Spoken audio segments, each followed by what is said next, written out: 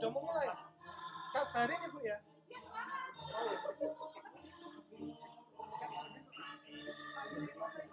Ibu habis video profil UNG ya.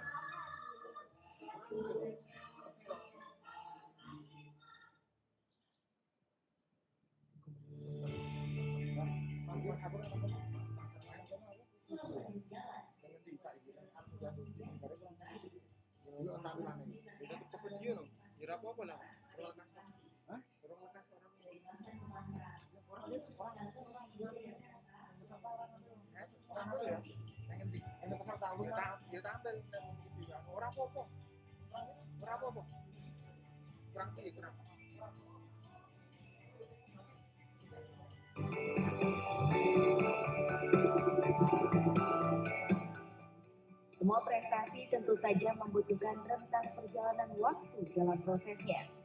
Semakin kita mengenal masa lalu, semakin kita dapat menciptakan masa depan yang lebih baik.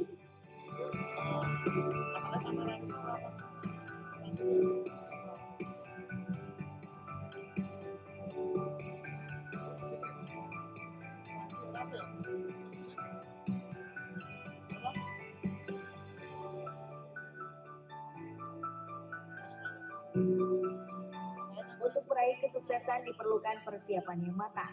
Keberhasilan membutuhkan kerja keras, ketekunan, dan ketelitian. Universitas Negeri Yogyakarta hadir sebagai universitas penyelenggara pendidikan yang mampu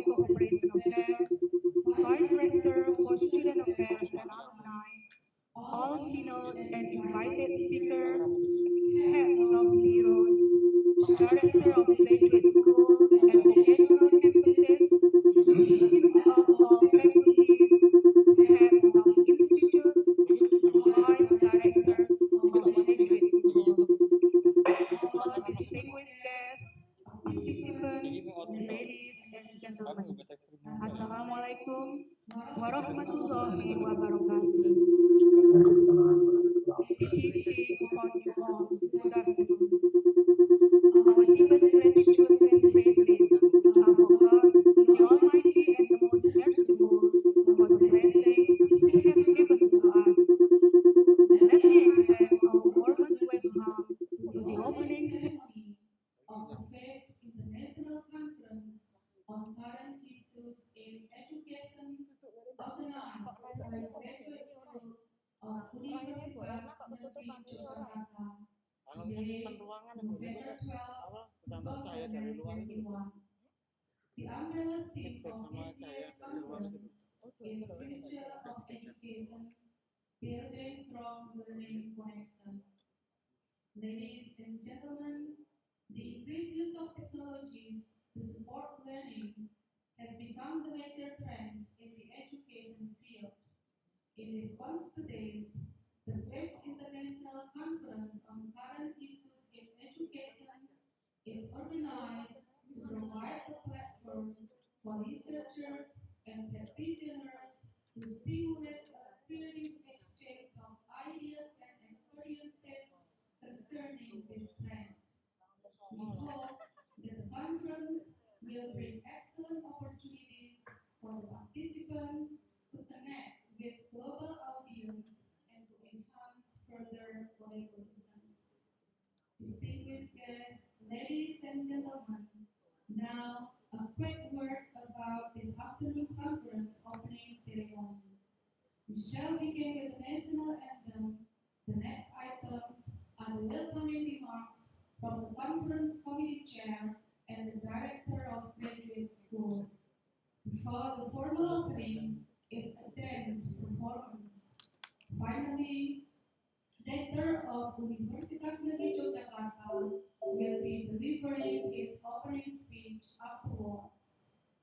Distinguished guests, all participants, ladies and gentlemen, to start with, please be silent and let's bow our heads for a moment to say our prayer, shall we?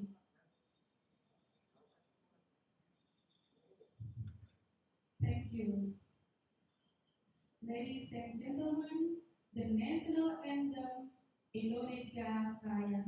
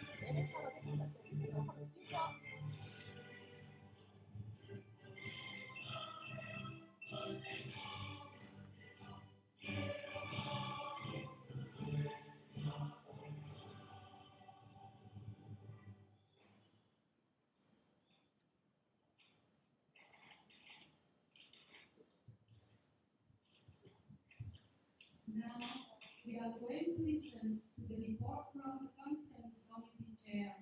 Ladies and gentlemen, Dr. Nur Aziza.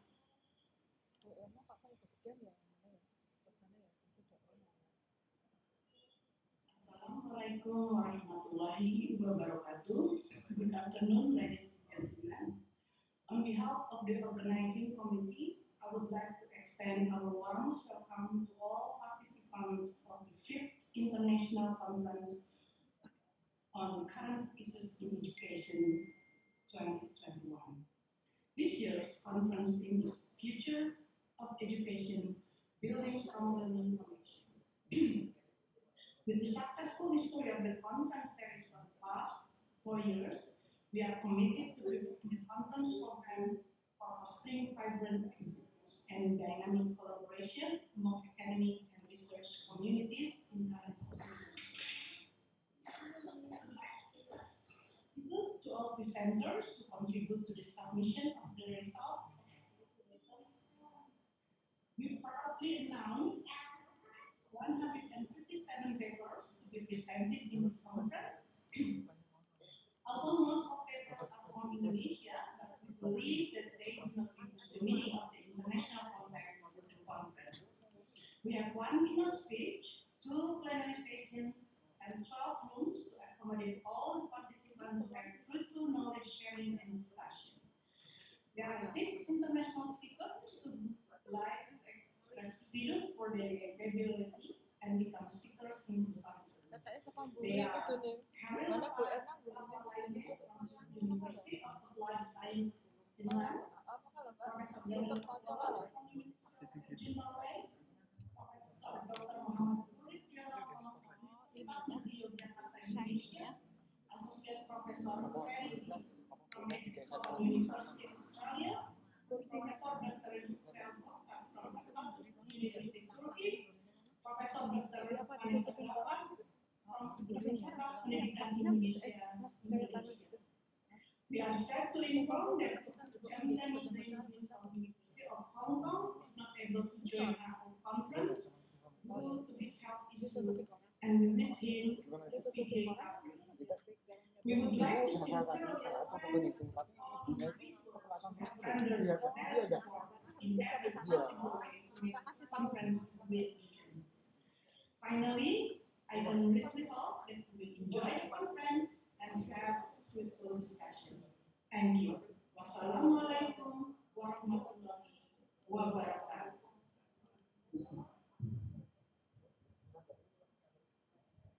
Coming up next is the welcoming speech by the Director of Graduate School, Professor Dr. Harri. Please take the floor.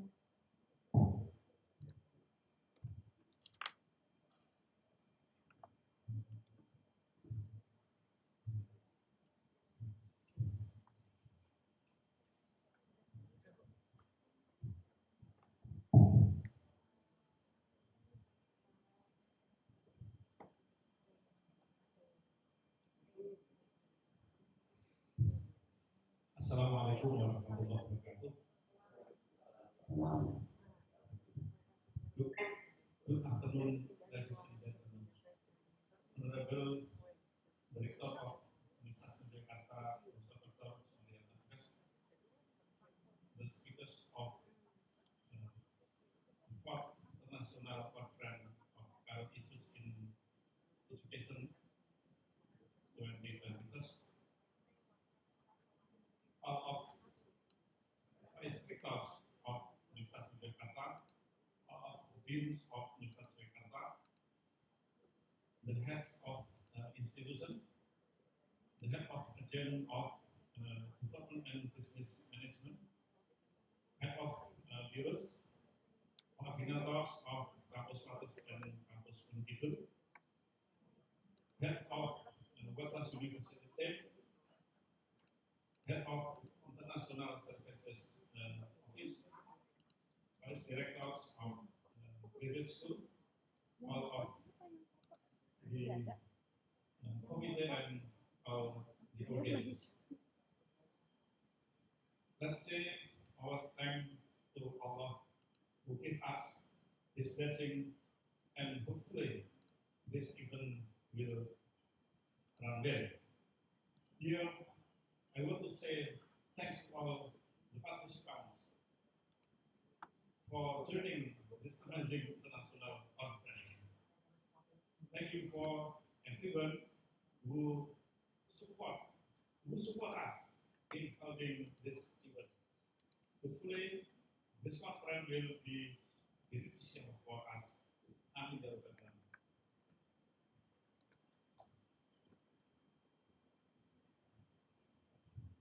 Ladies and gentlemen, I want to report about this international conference as follows. The fourth International Conference of Current Issues in Education 2021 is held by the Graduate School of University of Jakarta. The background of this conference are today the education trends are very dynamic. The increased use of technologies to support learning has become the major trend in the education field. Recent and upcoming trends in this field include artificial intelligence, learning, augmented reality, the Internet of Things, Internet education, online education, and blockchain technology. The use of these technologies is expected to enhance learning experiences in various ways. Likewise, other new educational trends are also expected and anticipated. Students can read through digital library, digital ethics, and privacy. The campus also provide smart campus and spaces by using wireless presentation technology, shifting from science technology, engineering, and mathematics to science technology, engineering, art, and mathematics. Novel technology, cost management, integrating learning solution, personalized learning, formative assessment solution, and others.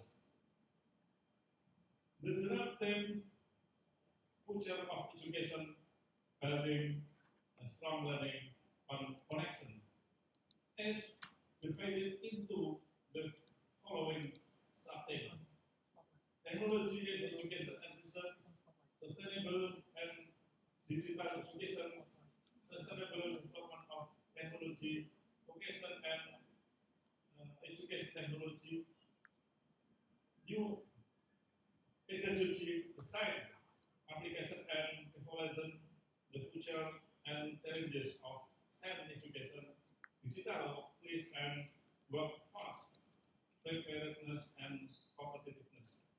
From pedagogy, cyber culture and to pedagogy, research optimization, optimization for workforce competitiveness in the industrial era 4.0 and preparing for education 4.0. The speakers are from Finland, Turku, Norway, Australia, and Indonesia.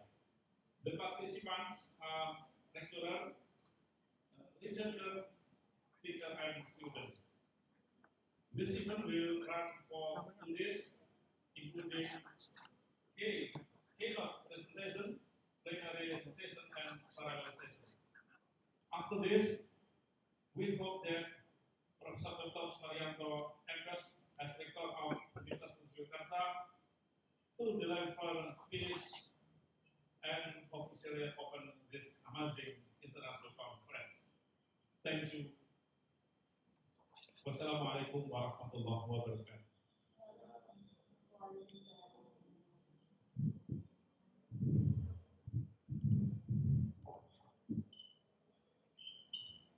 Thank you very much, Professor Dr. Mikufon.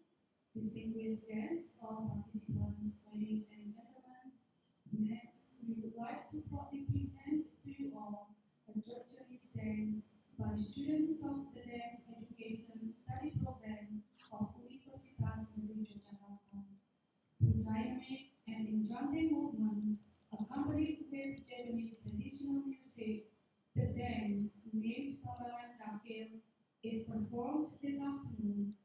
express our warm welcome to you all. Lappalainen chapter dance is adopted from one of the scenes called Perang Kembang, or literally flower war, that exists in the staging of a traditional puppet scene or wayang kulit. The dance depicts a fight between a knight and a giant. The knight is characterized as noble and gentle, while the giant is illustrated as rough and cruel. The dance symbolizes triumph of the good over the evil. Ladies and gentlemen, please welcome Lappalainen chapter dance.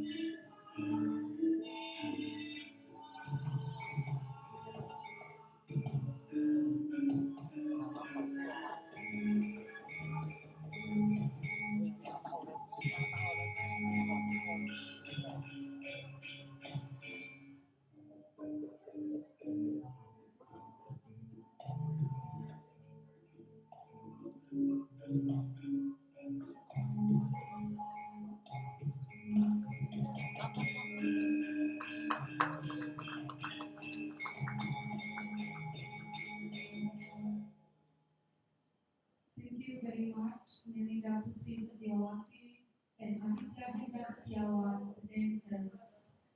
Now, we may invite the Rector of Universitas Negeri Jakarta for the opening speech, and the end of which we would also like to kindly request the Rector to officially declare the 5th International Conference on Current Issues in Education open straight afterwards. Professor Dr. Sumaryanto, the floor is yours.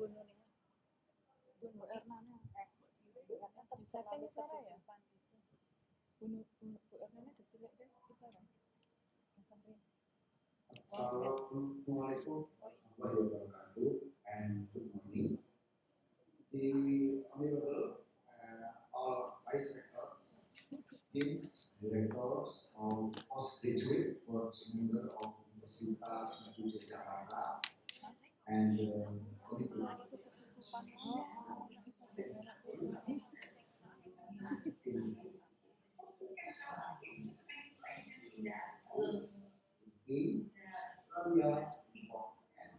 Indonesia.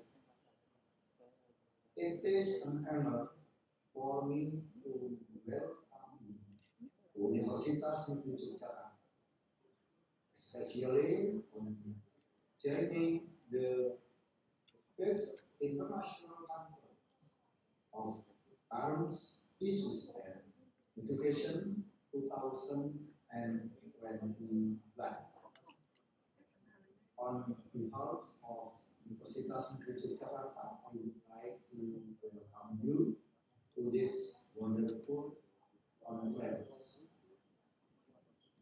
Rapid changes in this era and also education have made many transformations to keep optimizing the quality of learning process and education.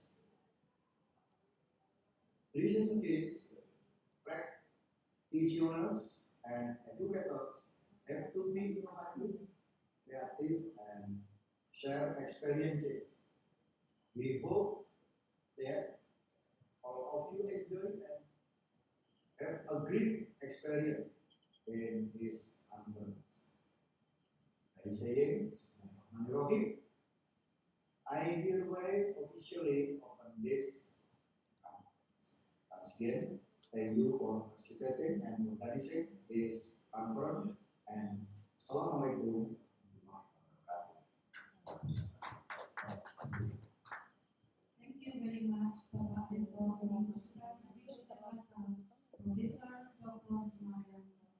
Distinguished guests, all participants, ladies and gentlemen, this is the end of the opening ceremony of the 5th International Conference on Current Issues in Education. Thank you for your participation, and on behalf of the committee, I would like to apologize for any shortcomings and inconveniences.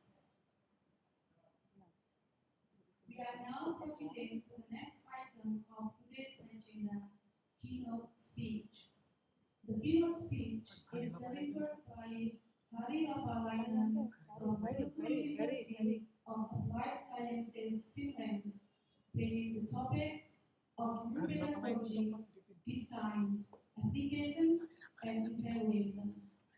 Before his keynote presentation, let me read his curriculum vitae. Mr. Harri Lappalainen is a passionate competences enhancer. He has over 20 years extensive experience on international development project activities in several roles: project initiator, project coordinator, external evaluator, and consultant. He holds master's degree in social sciences. In addition to his career in universities, Mr. Lappalainen has been working 8 years as a full-time entrepreneur in project cycle management consultation business, and 2 years as a senior consultant in international public affairs and communications sector. Since 2011, Mr. Lappalainen has been acting as a senior advisor in the Turku University of Applied Sciences, Finland. During recent years, Mr. Lappalainen has been heavily involved in several global pedagogical and societal development projects. Additionally, he has given numerous keynote presentations, lectures, and workshops in Europe, Southeast Asia, and Africa about modernization of education. Currently, Mr. Lappalainen is acting as the head of the Intercontinental Southeast Asian Sales Competition Project, co-funded by the European Commission. Ladies and gentlemen, let's welcome Mr. Harri Lappalainen. Selamat siang, guru-guru Indonesia dan Indonesia. Good afternoon, my friends and colleagues there on site in Georgia and also online all around the world. For me, it's a great pleasure to be present today, even though online, in this great event. And I noticed the photo of me in your presentation. I guess that has been taken in Georgia maybe 7 years ago in one of the conferences organized there. So I noticed that you are very active in organizing these kind of events. First of all, I would like to thank the organizing committee of this great event for this possibility, and of course, especially my friend, Ruby, with 2 people, Bunny. I hope you are there, hearing us today and participating in this event. So, the next 40 minutes we are about to discuss our current issues from my perspective. And as you have already noticed, I come from Finland. And I hope it's okay if I try to share on my screen. I have prepared some material we could utilize in today's session. Let's see how this works today.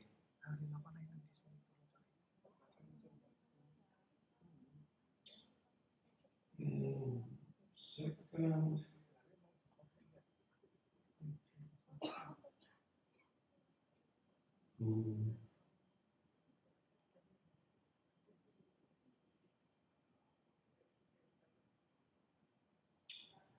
Yes, again, it is always looks a bit different depending who is responsible for having the host of the session. At the moment when I'm fixing this, so I would like to hear, please write it in the chat, maybe moderator can tell. If anybody of you know anybody from Finland, I don't know whether you know where Finland is, but do you know any Finnish person? Maybe you can write in the chat, and maybe then the moderator can read from there.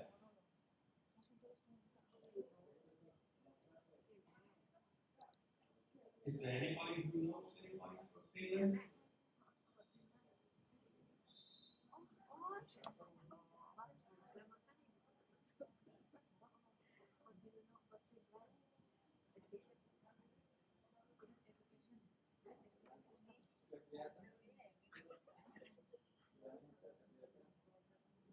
Nobody? Moderator?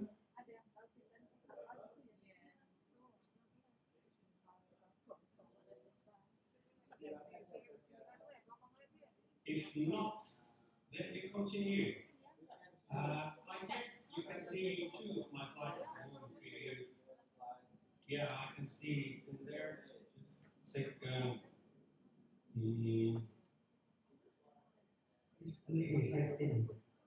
Yes, I'm checking because this is always when you use when you are not the host, it is a bit different. I use every day basically Zoom and Teams. Actually, Teams is most popular in Europe what we use nowadays. So let's see here.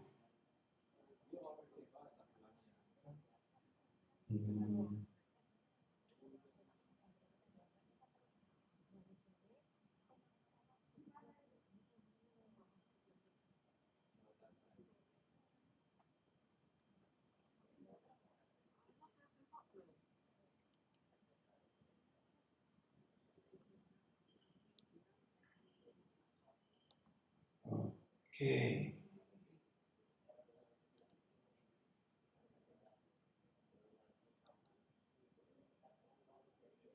Yes, perfect, I guess.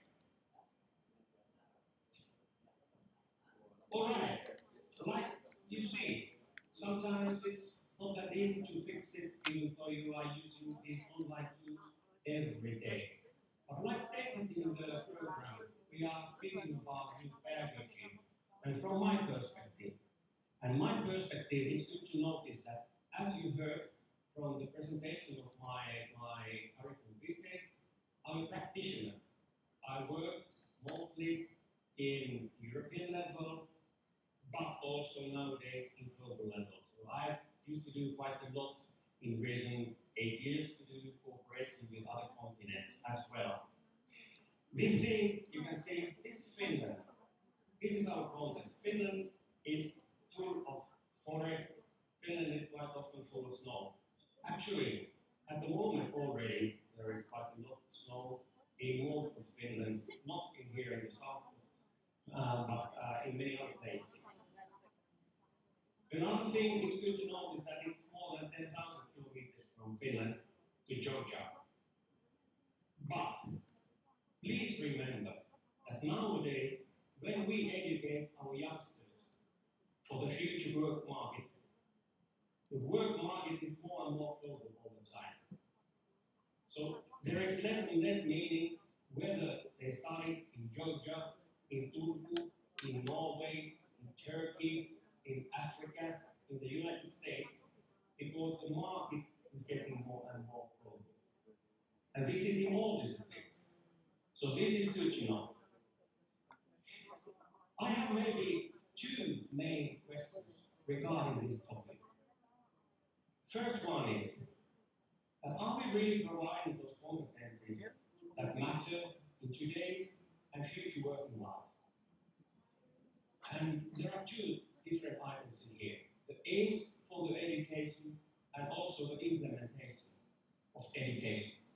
Does it match with the needs of the society in the future? And for us, as pedagogical experts, the burning issue is, what about assessment of learning outcomes? Are we really competent for that? Nowadays, do we know how to make it effective? And are there any alternatives? I heard from the rector's speech and also the graduate school director's speech many key words regarding this issue. So we are really speaking the same language in here. There are three different parts in my speech. First of all, design. It means that what are the drivers for our education nowadays? At least this first one is joint for everybody.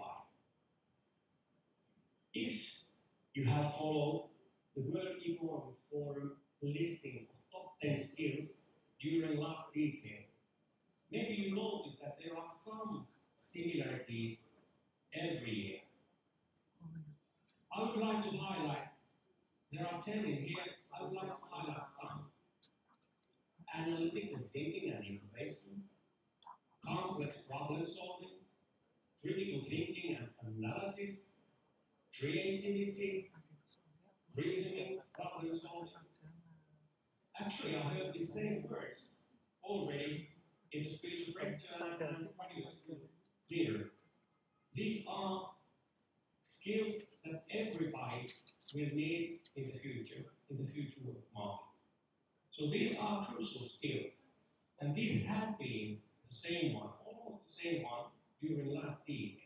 So it means that these are sustainable kind of, and really pays off to concentrate on this. So this is our driver, or it must be our driver in our education. I come from Finland, I come from Europe.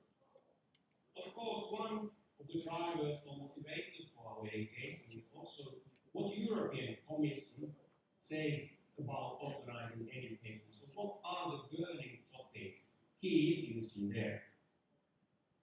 4 years ago, European Commission launched the agenda for higher education with only 4 priorities. Only 4. And as you can see, number 3, ensuring higher education institutions contribute to innovation. It is also in there. It was there in your speech, in the Global Economic Forum, in many items. So everybody is speaking about contributing to innovation. We should do it, but what does it mean in practice? That's the burning question. There are also other important things like idea that we are, as educators and schools, higher education settings, we are not remote area from the society. We must be connected, well connected in there. And we must know what are the future skills mismatches and target our efforts in there. And I read through your program what you have for today and for tomorrow and sub-themes you have in this great conference. And congratulations, you have very good subtopics in your conference. Those are good things. But I want to concentrate on certain ones. So innovation has been already said in many times. What does it mean to us? I come from Turku University of Applied Sciences. It is publicly owned, like all Finnish education organizations, and we have been thinking this quite a lot. Not only recent years, but we started it, let's say, 15 years ago to speak about these future competencies. And we noticed that innovation is one of the burning things. 10 years ago, we started to do research, development work more actively in there. And we found out that there was not good definition for innovation competencies. And we started to work with that theme, not only in Finland, but throughout the Europe, and we made the development work with our European higher education partners, also some vocational education partners, and also partners from businesses. So companies, internationally operating companies. And what is kind of our solution? In our university, we have an own learning approach. It's called innovation pedagogy. And we are applying it every day in all of our faculties. We are multidisciplinary university of applied sciences, so we have several faculties and we are targeting on certain issues. And one of the promises we give to students is that every graduate should be able to participate in diverse innovation processes. And we have defined more in details what does it mean, because this is a driver for our lecturers. There are 5 main dimensions when we speak about innovation competences. Initiative, so capability to drive others to act. Critical thinking, meaning that when you or someone else has an idea of something or data, so you can take it critically and think about what it means for the society and for the businesses. Teamwork, very crucial. You must be competent in teamwork, and more nowadays in international teams, not only in Indonesian or Malaysian team or Finnish team. Even though your office would be located in Georgia or Bandung or Kuala Lumpur or whatever city, in same team there might be persons coming from many nationalities, and they might be having offices not in the same city as you. So you are working online in teams. So there is some pressure for that. You must be competent in that. Creativity, of course, like many times already said in today's speeches, you must be competent in generating new novel ideas, and you must practice it. And this is an important message to every lecturer. You must give students chance to be creative, to practice it, trial and error, every day, is important. And networking, this is an important factor as well. So it is not only we as academians, we must be able to contact people outside of our own teams, outside of our own organizations. We must practice it. Everything is practice-based. You must test it. And what could be the best possible way of testing it? It is in the school level, in all grades. So primary school, secondary school, vocational education, and higher education settings. And our task as lecturers is to give a chance for students to participate in those processes and prepare themselves. Otherwise, they have to do it when they graduate, and it's all too late. So we are very important players in there. So these are the core drivers. What about the implementation? I already a bit touched it, but now we go into more details. Implementation. Now we have already drivers. Maybe you have heard something about Finnish education system. Some persons say that it's very unique. Some people say that there are secrets in Finnish education system. I would say that we don't have any secrets. That's our secret. We are very open-minded. We are ready to tell what is unique in our system, and we are ready to share the knowledge what we have. But you know, 21 years ago, when the first global PISA survey was made, Finland was on the top in that survey. And nowadays, we are doing well. We are not anymore maybe on top 5 or even not on top 10, but we are doing quite okay still. So what is special in there? Just being short. Just in short, because there are some very crucial factors in there. I would like to actually concentrate on number 3, Finnish teachers, because this is societal question. In Finland, teachers are appreciated. They are quite well paid, and there are lots of applicants to become a teacher candidate, study pedagogy in university. So this is a question of trust and appreciation from the society. Another burning important issue is number 4, autonomy for schools and teachers. It's everything about trust. Trust is key word in here. Trust. So our government, our Ministry of Education, trust on our lecturers and teachers. And basically, our teachers trust on our students and families.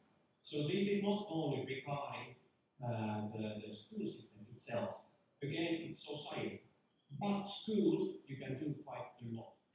Trust, rectors trust on teachers. They know what they do in the classroom, if they are well prepared.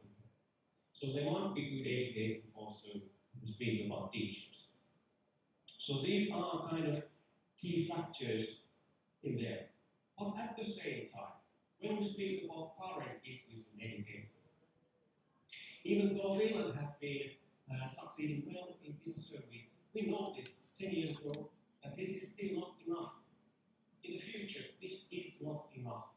We must renew our education, also in primary settings. And what does it mean? 2014, there was a new national level curriculum introduced, but taken into use only since 2016 and 2019 only in some of the school grades, step by step, not all grades at the same time. And maybe you already find some familiar terms or familiar ideas from the new national level for curriculum for basic education from this list. Now, number 2, I would like to highlight again maybe 2 of these. Transversal competencies as part of every subject. So it is nothing that there would be separate class for creativity, separate class for network, separate class or discipline for teamwork. No, those are embedded in everywhere, in all classes, in a way or another, and decision is made mainly by the teacher in the classroom, because she or he is mastering the class. He or she knows the class, and that is the way how we operate. Number 4, at least one multidisciplinary learning model per year in all schools, in all classes. Project-based learning, and also cooperation with teacher and external stakeholders. So they started already nowadays in the school level, in primary school level, following actually the same things what I, in a way, told when I was speaking about innovation competencies, 5 innovation competencies. You can find those also from here, even though these are separate processes. Finnish national level curriculum for basic education and what we do in higher education, especially in our university. These are 2 separate processes, but it's easy to notice that we are following the same routine. We have the same idea, same mindset here.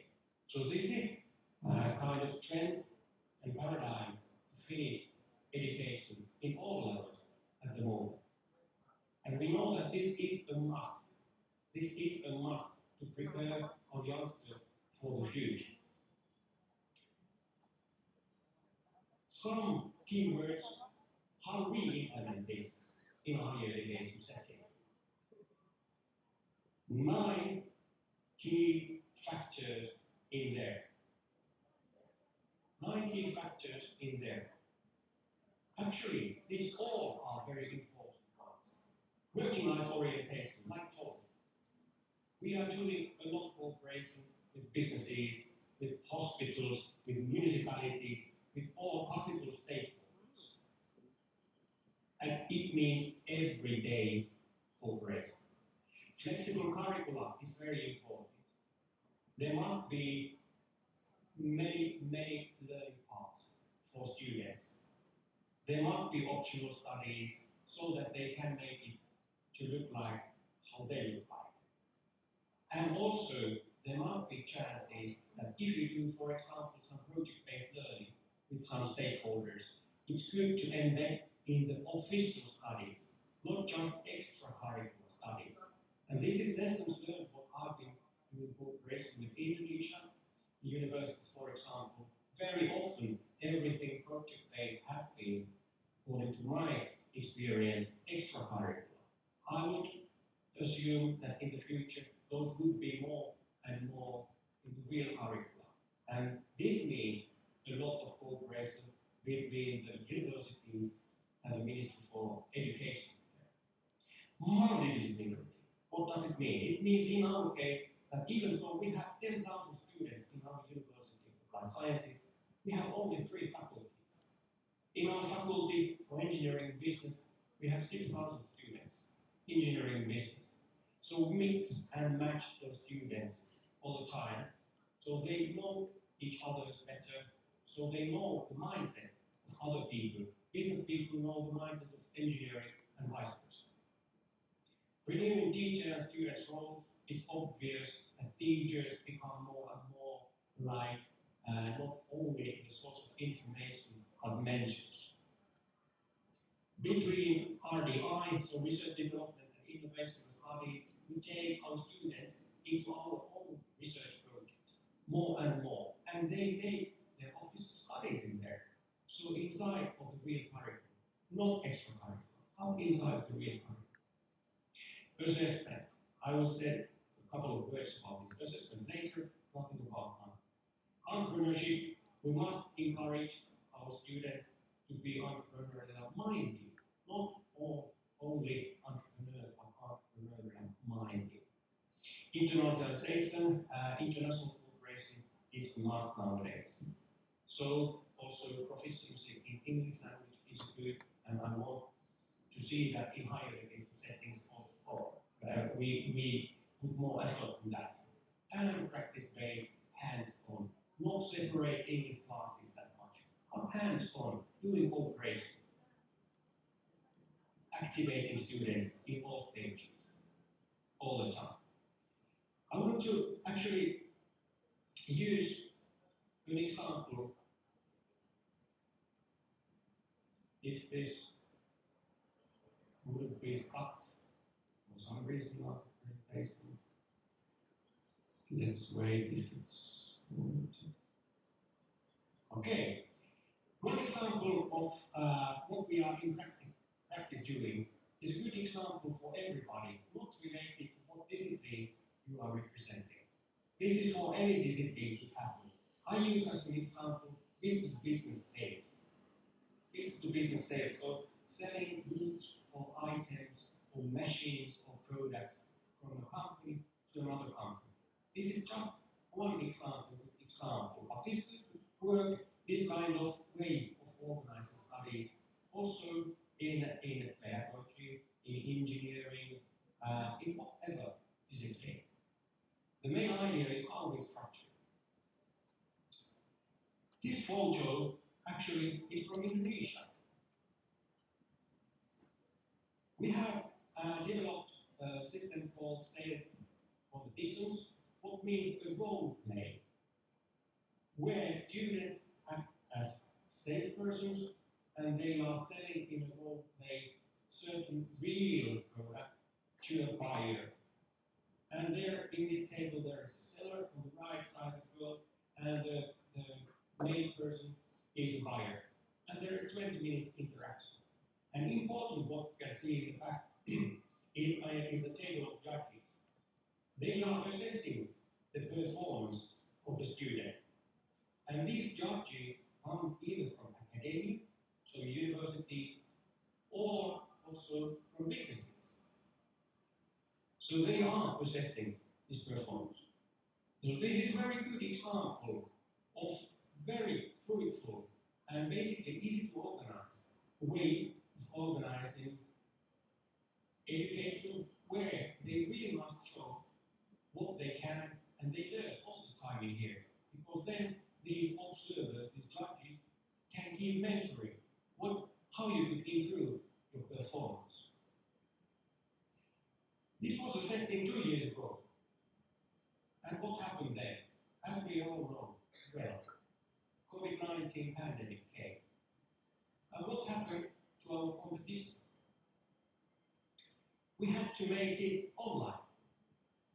And now I can say, luckily for us, nobody likes COVID-19 pandemic, but actually it impacts the pressure what we had and how we had to renew our education. It was something good for us in the long run. Because now we are organizing these same competitions online. It means that we are having the same discussion, same sales meeting online. On the left, you can see the mail is buyer, and on the right, higher education student selling in the role play. And what is great for us, that now we can utilize judges from all over the world, from Indonesia, from Thailand, from Europe, from everywhere, United States. And possibility to gain publicity by online stream to promote our education effectively. So this is also related to the networking issue I was discussing earlier about in innovation competencies. Also network, this is about it as well. Third pillar in my presentation, evaluation. So now we have already kind of framework. So the World Economic Forum and for us, the European Commission priorities, for you, more like Indonesia or Malaysian government priorities, and also CBO priorities regarding the whole Southeast Asia. What about the evaluation? Please consider versatile assessment methods. So not only paper and pen, not only practices in laboratories, many more. We use competitions. This was a good example. We use competitions. We use more like formative way of assessment, meaning that not only in the end of the course, because then you can make only summative assessment and it doesn't help the learner to develop their competencies. In a course or in a module, it's good to have formative assessment. So checking points every now and then. Then the students know it better, what they know, how they should improve the performance still to be better ones.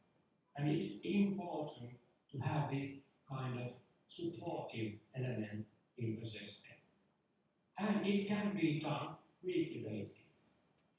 One example is using behavior-based assessment. I know it by heart that especially in higher education settings, we trust on something what we call valid.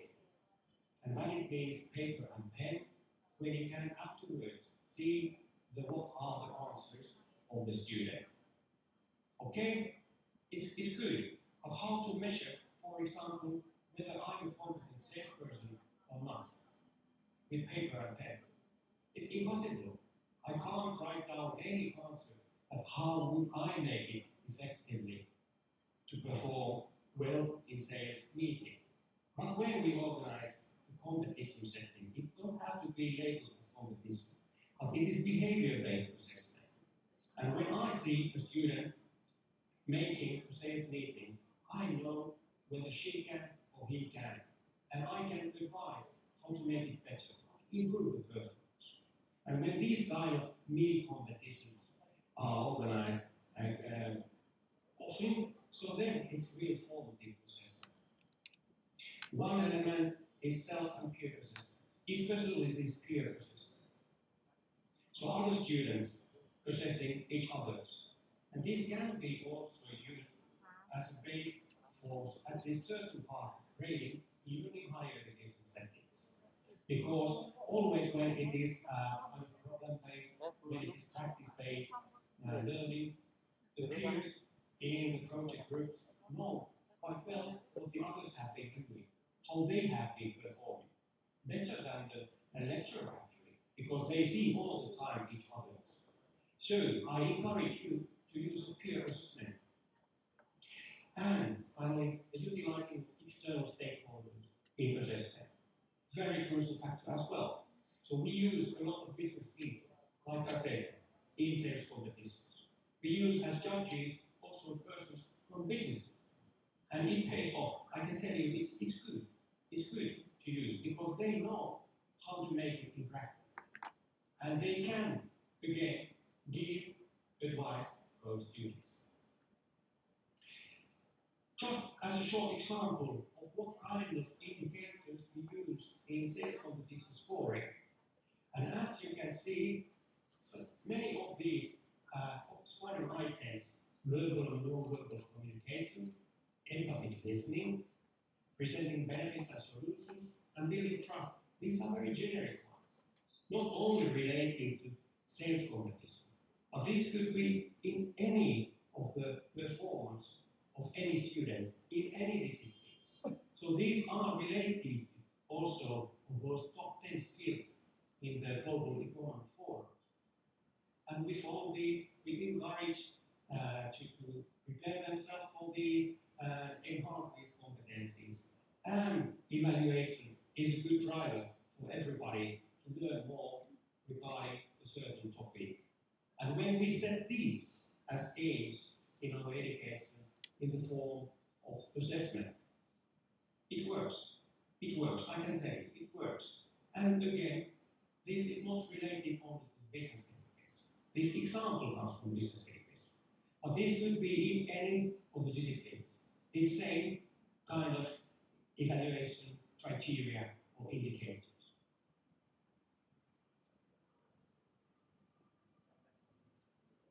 Impact. Just shortly, I would like to highlight what kind of impact this kind of way of working gives us for three different stakeholder groups. For students, learning. In this case, sales as a professional and competence area. But what I highlighted is generic skills. Again, generic skills, they learn these important generic skills.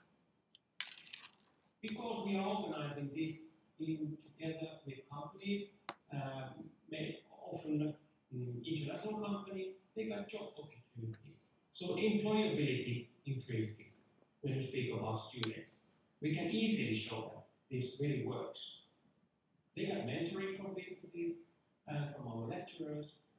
They can improve language skills. When we organize some competitions in English, they can improve in practice their language skills in a safe environment. Even though we speak about competitions, it is a safe environment. And some also value about the possibility to travel. Not at the moment because we are having these online sessions and online competitions, but next year, hopefully, again, we are able to travel. What does it mean for companies? They've got new ideas how they could sell their items, products, tools, services, and recruitment channels for them. It's quite expensive to organize recruitment campaigns, but when they cooperate with us, they see our students doing something concrete, and they can observe, like this time in the sales competitions, they can recruit our students easily. It's easy for them, it's very cheap for them. And also not only in our country, but internationally, because we have competitors from several countries in many of these competitions. And last but not least, what about us as lecturers? What we get? Integration to curriculum. Again, I would like to highlight, not extracurricular course. We use these kind of methods inside of our curriculum, so official methods, also for assessment. So some of our lecturers use these as the final oral exams, these competitions, and it works really well. Important factor is to inspire and motivate students so that they are eager to learn more, they are eager to perform better when we observe them. So it's really crucial, that motivation. and also money. So euros in this case, it can be local money, whatever, US dollars, but they pay for us. Companies pay for us for the chance to be part of this kind of implementation efforts. So it's good for us, for our economy as well. This is actually one of my last slides. When I think about international cooperation, I mean global cooperation.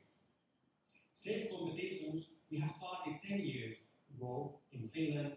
Then we widened it to cover also European countries, so European sales competition. But what we organize nowadays is Southeast Asian sales competition, together with our colleagues from Indonesia and Thailand. There is an example from last March. And you can recognize the highly appreciated person on the left side, Minister of Education of Indonesia, gave an open speech in our Southeast Asian sales competition. And like stated in here, students competing from 11 countries. So 9 Southeast Asian countries plus 2 European countries. More than 100 judges and buyers in those positions representing at least 15 countries all around the world. And why I tell this to you is because I know this concept so well. I've been all the time, since the very beginning, developing this concept, step by step, from the Finnish one to the European one to the kind of global, so between Southeast Asia and Europe. So I know it by heart that this is possible in any discipline. If you have motivation, if you have some resources, if you have passion, it don't have to be competition, it can be something else, and step by step. But nowadays it is so easy to engage people from many continents because we can use online. People speak about digitalization, education. This is one very practical level example of how to make it in practice with very low costs, and everybody wins. I can't say any more than just winners in this, but I want to highlight that online is one solution only. I can tell you that next year we will get at least partially back into the on-site. So the next Southeast Asian sales competition will be conducted on next February and March, and it will be hybrid. So online, some competition rounds online, and hopefully finals in the end of March in Jakarta, organized by Finlan University, who is the next host. And if somebody now would be interested in this sales competition, Southeast Asian competition, please contact either Finlan Nusantara or me and make it for Zamzani, one of the partners there. So I think this was what we agreed. This was 3 elements. What are motivators or design of education, something about implementation of education, and assessment of education. All these are very much linked, and you must have kind of big picture what you are aiming at. And I want to encourage all of you. I've been dealing a lot with Indonesian universities since 2012, and I've seen the progress in these issues, and you really are on the right track. And of course, for us, there is a lot to do. For you, there is a lot to do. But it's great that we can cooperate. Thank you. Okay, thank you very much. Okay, what an excellent inspiring presentation on innovation pedagogy from Harri Lappalainen. He has shared invaluable knowledge, experience, especially related to best practices in Finnish level education, and insight of how to improve education to meet the challenges of the near future. I hope that all audience might get much benefit from his explanation. For keynote speech, there will be no question and answer session. So as appreciation, would you please give a virtual applause by clapping your hands, audience? Thank you. Thank you Ladies and gentlemen, we are now moving to the next item of today's agenda, that is Plenarry Session 1. Two experts in their fields will be sharing their ideas with us this afternoon. The first speaker is Professor Apollon from University of Bergen, Norway. He will be sharing his view on digital culture. The second speaker is Professor Dr. Yuksel Goktas from Ataturk University, Turkey, with the topic of technology in education and research. This session is chaired by Dr. Finlan. Dear moderator, would you please take the floor? Check.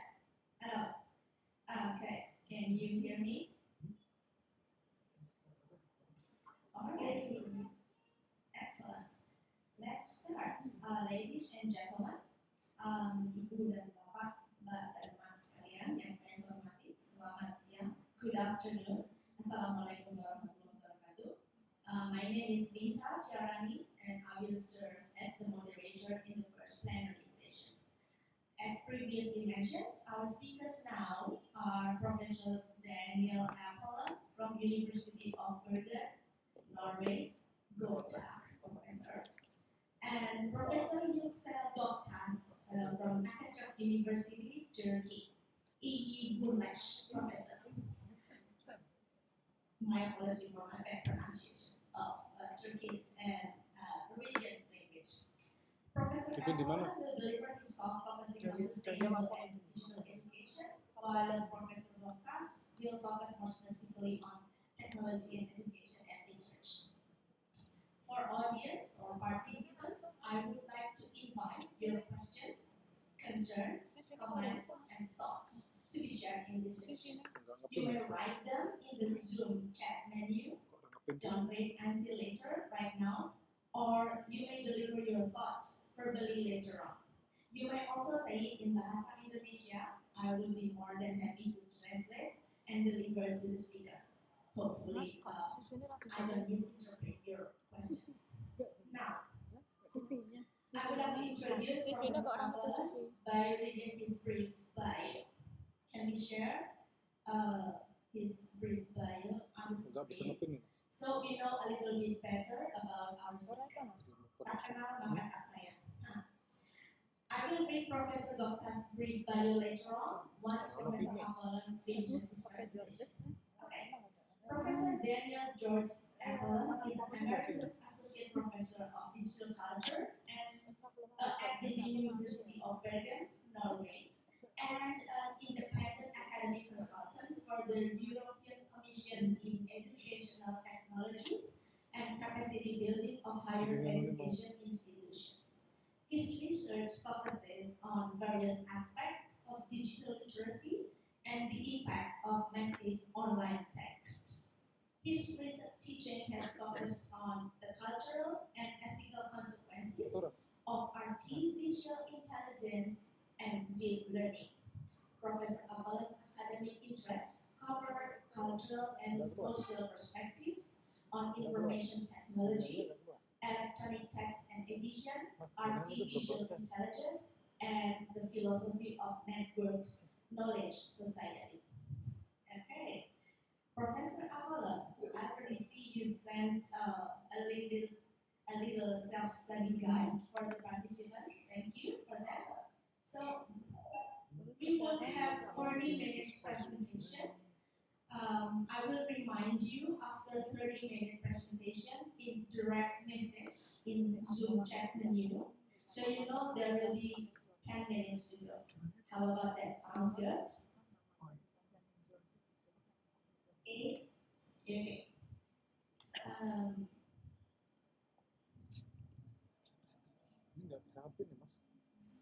Okay. All right. So the audience, get prepared and ready to learn the presentation from the speaker. And Professor Apollon, are you ready now? The time is yours. Good morning. In Norway, it's good morning. Salam alaikum. All participants, as we say here in Norway, which is a bit simpler to pronounce. I'm very happy to. Do you hear me by the way? Clearly? True? Yes, it's very No clear. problem with the audio? No problem. Okay, thank you. I will try at once to share my slides here to make sure it works. Can you see the slides now on the screen which are shared? Yes, perfect. Okay, thank you. So I want first to thank the University of Goktas for this invitation, which honors me. I would also like to say hello to all my Indonesian colleagues I've been working with, from PhD to senior researchers as Dr. Ruri Triono, in various summer PhD schools we have been co-running in Europe and elsewhere also for the last years. So my focus today is deep learning, which is kind of catchword for the recent artificial intelligence techniques. But I will approach deep learning from a much broader perspective, which is sustainable learning. So all the words in the title are weight, sustainable, digital learning. I will focus also in the third and last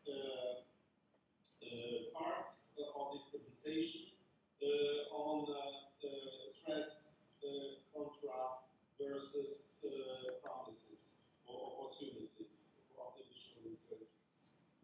As you can see from the first picture of the snowy mountains, we have, as is the case in Finland, also, hello, Professor Lappalainen, where we have northern lights, which some of you perhaps once in your life have been witnessing. And when you stand in front of this wonderful landscape at night, these greenish, bluish lights, you feel a kind of mixed feeling of awe, of attraction, but also there is a kind of sense of fear, and it's very much mixed. So I've been using this picture as a kind of metaphor for our, let's say, encounter with these recent techniques of artificial intelligence. I will try to go to the next slides. Let's wait and see if it works.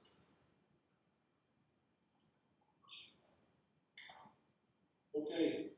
I have been uploading additional material in the chat channel, which you may use if you have absolutely no background in artificial intelligence and deep learning. A lot of us have been hearing about deep learning or even experimenting with some software. We heard about fake videos, we heard about Facebook's monitoring of users and so forth. This small guide will help you step by step to get into it. But don't do it while listening at me. Do it at home when it's raining and during the rain season if you have nothing else to do. So my goal for this talk is not to offer you ready-made solutions at all, but to offer you a tentative framework for further discussions in this session and later on in your departments and among your colleagues. I will also consider, and it's a very important point for me, that technologies are not, that the technologies are not only tools. So the approach that technologies are tools is, in my view, a dangerous simplification, and I will not operate from this kind of approach at all. I will try to map what it may involve to weave together education and digital technologies. I will not try to predict the future of education, artificial intelligence and technology as large, but the point with this presentation is to encourage you to reflect on the consequences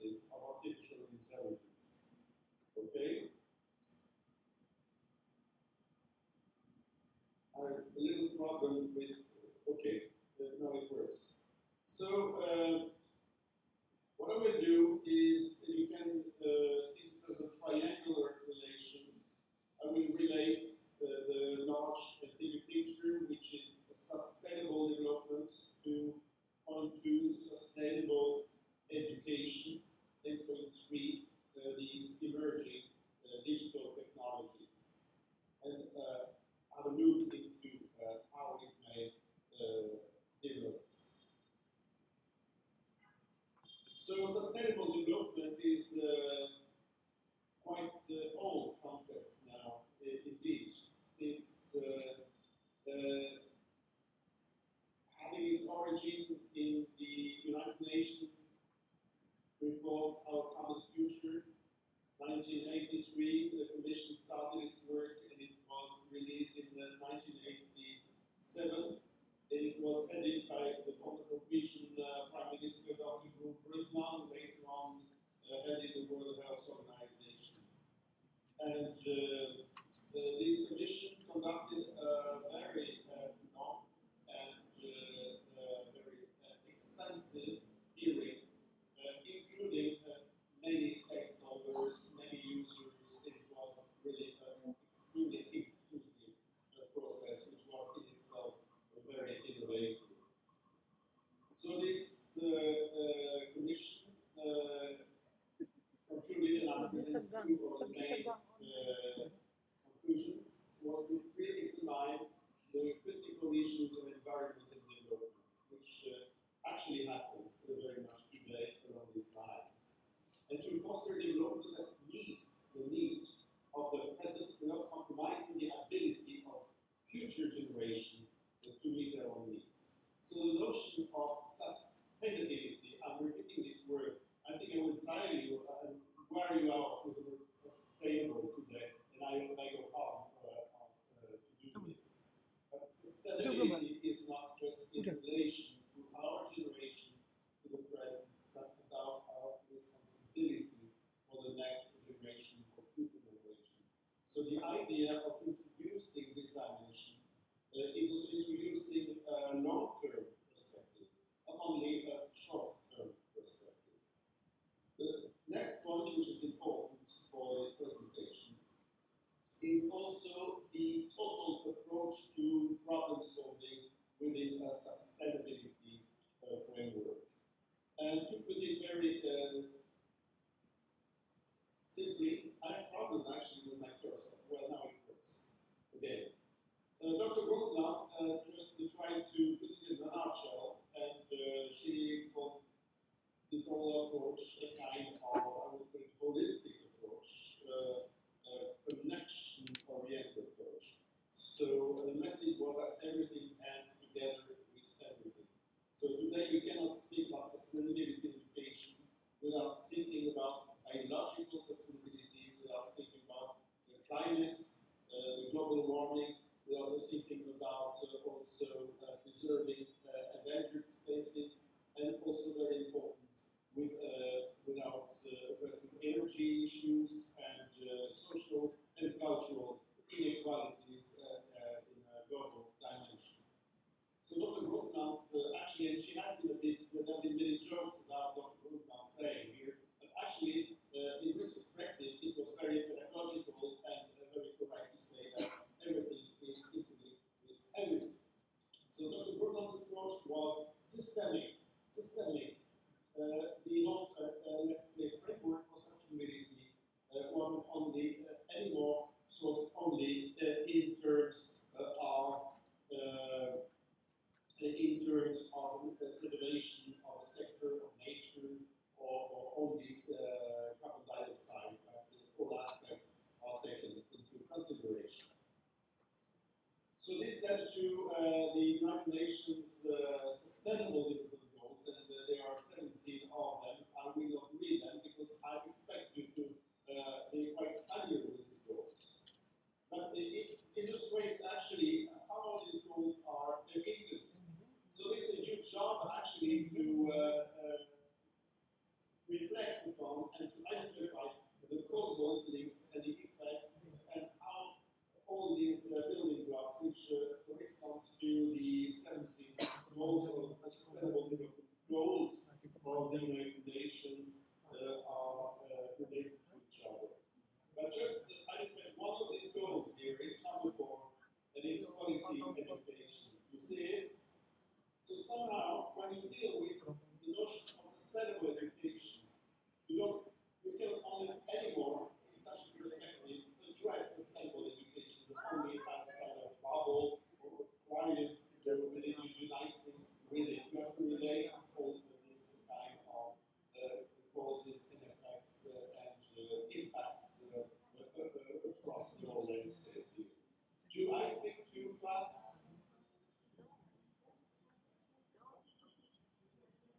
So just send me a message if you want to slow down, okay?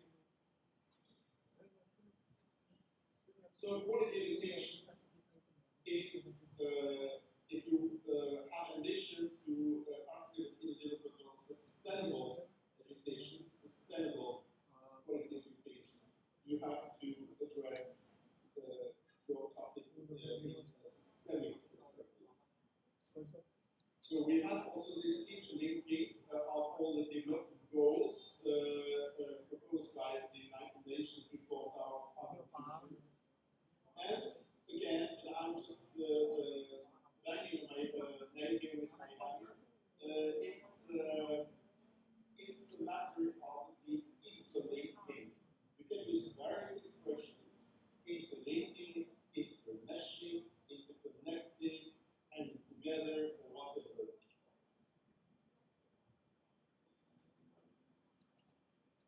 So what we have to address is interlinking in terms of sustainable education.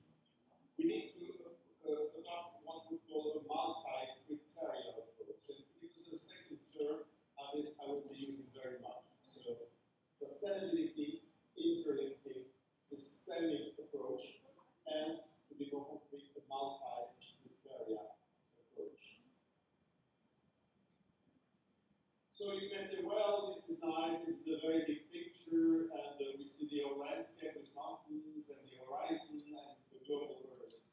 What to do with the big picture when you deal as decision makers, as educators, as planners, as researchers with this big picture? So let's go deeper into multi-criteria approaches, which is central in sustainability policies. There is a kind of consensus today that's even in serious science, it's a very popular thing now in many universities in Bergen. Multi-criteria approach, including users in knowledge system, is the way to go. So what do I mean by a multi-criteria approach? Well, first you need to map the dependencies between sustainability challenges. Dealing with sustainable education in Indonesia, in Southeast Asia, in Europe, in Africa, all over the world, you have to map dependencies between sustainability challenges in your community, your country, your region, globally, and relate this. This is a huge job, so that's very, very, very tough job. Hopefully, we have tools nowadays which have been developed also in the wake of our Common Future report. And we might, it's a kind of collection of methods. I would call this method the multi-criteria analytical methods. And if you want to be more concrete and run it and use information tools, you have, for example, system dynamics, which is pretty much used to see how the various, let's say, criteria interacts. You can also have user perceptions and all such kinds of things included. So the idea is to get from the broad picture and analyze this broad picture and operationalize your research and analytical perspective through multi-criteria analysis and system dynamics. If we only had the three first building blocks I've been now showing, and nothing else, we could just continue our day and have a safe day in our offices, and the world would not be changed. So we need to go some steps further, and the idea is to use the result of such analytical perspectives to design multi-criteria scenarios for sustainable education. The scenario is many steps more than just analysis. In the scenario, you have to take decision, you have to design, you have to tweak, you have to really approach the domain of action and decision. Then decision making comes here, action becomes more crucial, and you have to prioritize as targeted responses. This is the first phase. It looks nice that it can be applied in many settings, but there are a lot of things taking place also in such a process that might force you actually to do some form of circular kind of approach. So if we want something the first time with about humanity, we have to go into a kind of a spiraling type of methodology and do it again and again, and we find the results and the actions all the time. And if you do it just on the desktop, it might be nice for you, but not very nice for the rest of the world and your users. So basically, you need all the time to involve people at all levels. And this is sort of the message from the UN 17 goals. Involve users, involve stakeholders, involve educators, involve learners, involve policymakers, involve all stakeholders. And put a stress on including also diversity aspects, gender diversity, cultural diversity, economical diversity, and so forth. So this is about multi-criteria approach. What about focusing on sustainable education? I'm narrowing down the perspectives.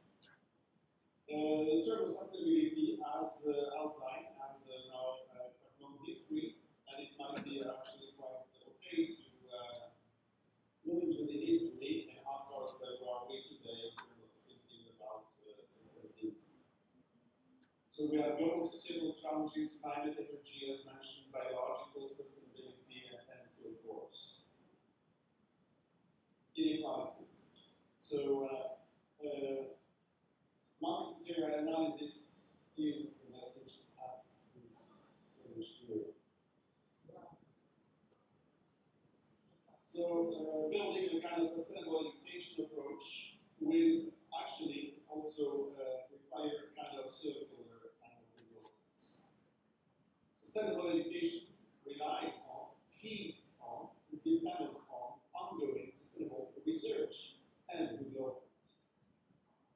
But it also produces it. And so it is the case for sustainable innovation.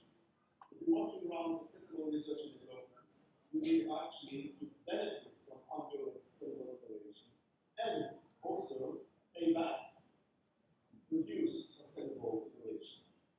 And innovation itself is not very much the goal in itself, but the goal is to have sustainable social change in relation to the 17 UN goals. So sustainable development, from the perspective of education, involves developing building blocks which interact both ways. So we get this kind of circularity and systemic feedback all the time. A very interesting concept, which actually looking a bit more general and perhaps less interesting and a bit philosophical, is the notion of well-being. But well-being is a kind of package concept, I would call it, which in a way addresses all the effects which are actually intended through sustainable development. So the circular system is actually my framework for this talk today.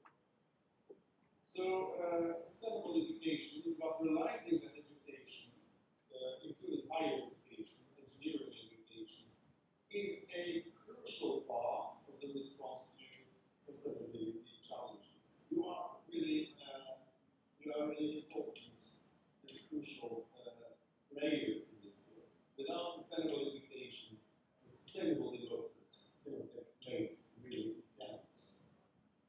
But and our responsibility is to produce educational scenarios which trigger multi-criteria sustainable developments. And describing the perception and resources of all actors is part of this coming endeavor. But there is a challenge for educational science, for engineering education, for specialists working in the field of digital learning, for example, is that we need to move more and more toward multi-criteria educational development and keep I would say, big picture insights. And last but not least importance is the need, because we know and experience side effects, and some of the effects are not only positive but detrimental. We need to improve ethical frameworks, taking into consideration the diversity aspects across the globe. And it applies as much to primary or even kindergarten education as it applies to graduate studies in university. So ethical dimensions are quite central. This is a well-known stuff for most of you, but it's just a quick reminder.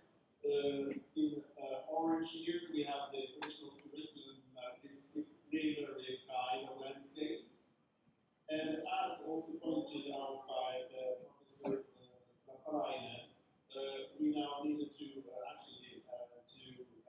combine the new skills. And this is the notion of transversal skills.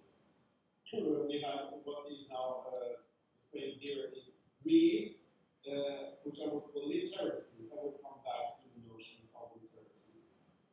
Numerical literacies, all kind of literacies, and also our approach to digital culture and ICT use both cultural, social, and more professionally and technically.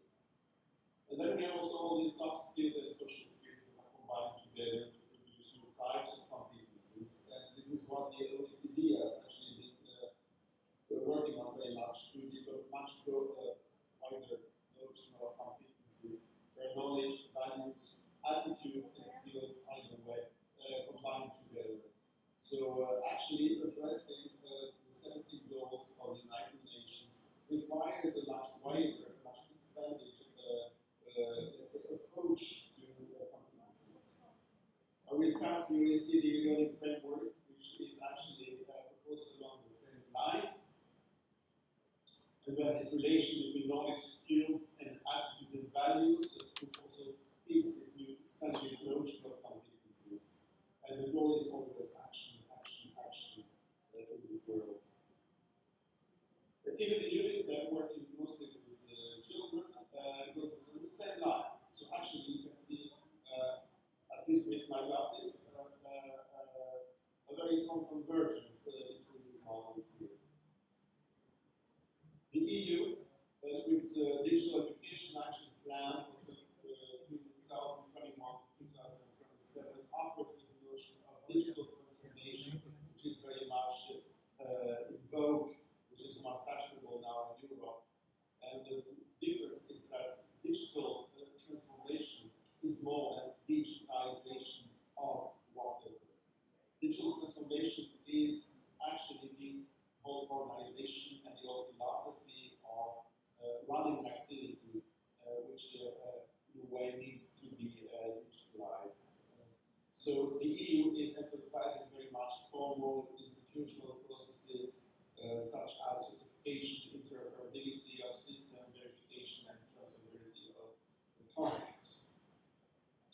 So we have now the whole world and the whole collection of international standards and international visions for sustainable education.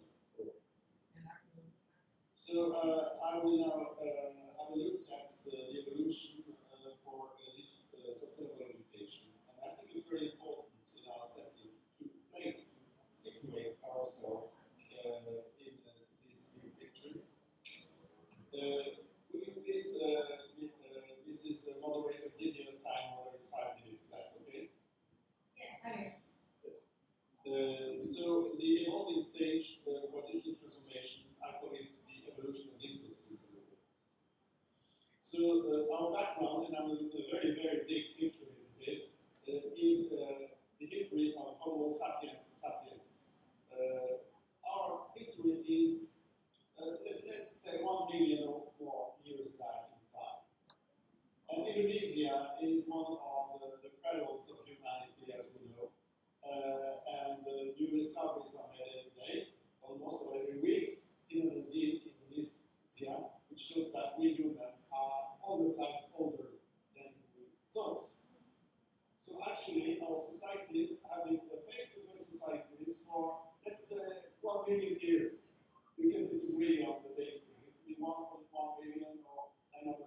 years, it doesn't matter here. There are still face-to-face societies. But if you look down on the right of these slides, and you see it, there are two small, let's say, arrows down on the left around the word now, which is the very thin slice of time. It's really thin down on these slides.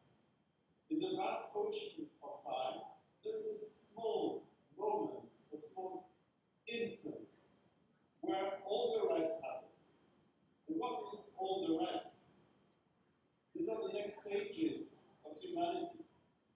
We have a new strand, new societies, which have been building upon early literate knowledge, about graphical knowledge, about sound.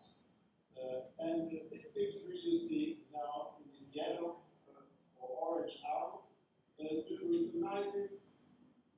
It's an Indonesian wall painting. It's one of the oldest in the world. So we humans have been developing for some 1,000 years graphical means, I call it media, actually, vision and sound. And societies evolve also producing visual and sound content. And later, we have this kind of third stage, which is the late literal societies, which produce texts, writing. This manuscript is actually Balinese from Bali, and you have a normal printing group. But this third stage, depicted in red, is the stage where societies get institutionalized around religions.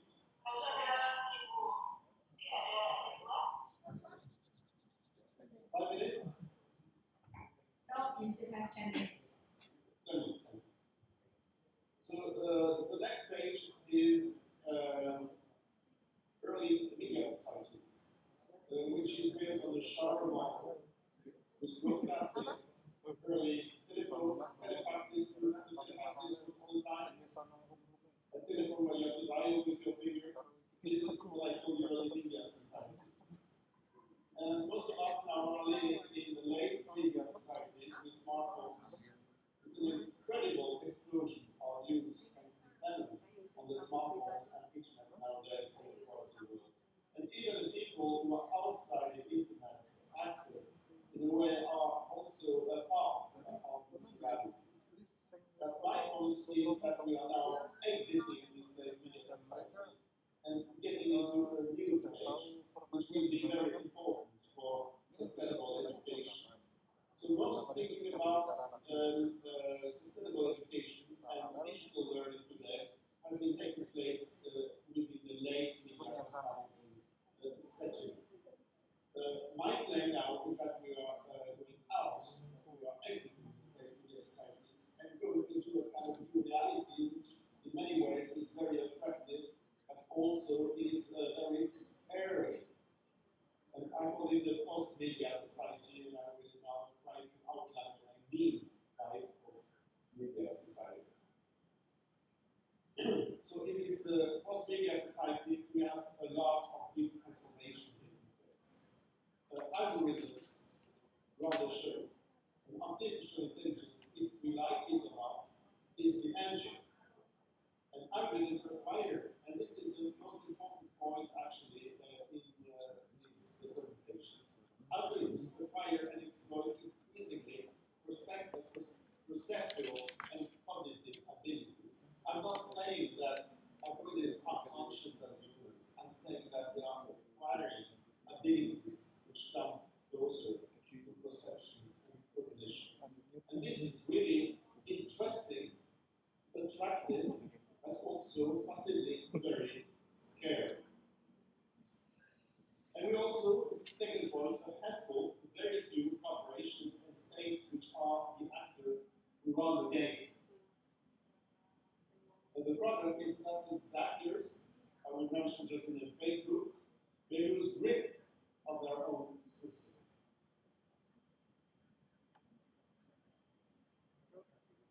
Decision-making in a post-media setting is increasingly delegated to algorithms and taking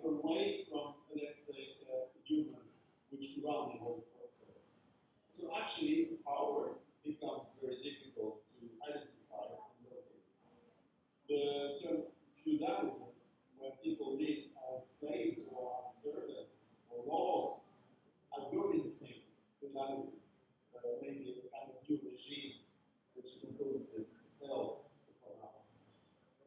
So human actors, I would say people like you and me, become increasingly peripheral and even accidental under these new regimes.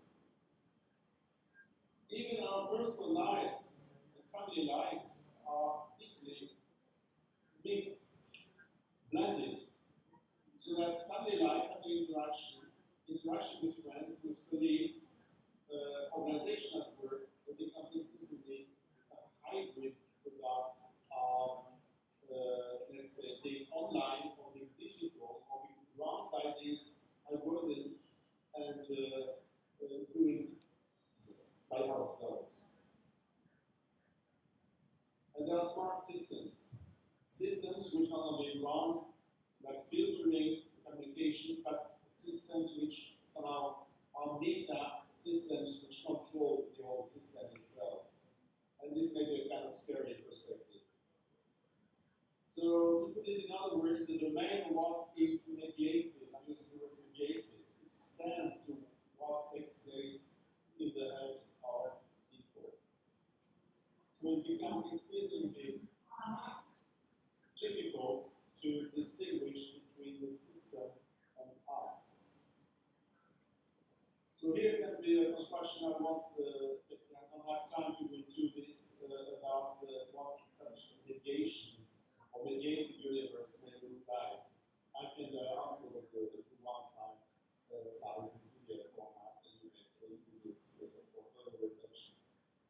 So deep learning, and this is now the last part of this presentation.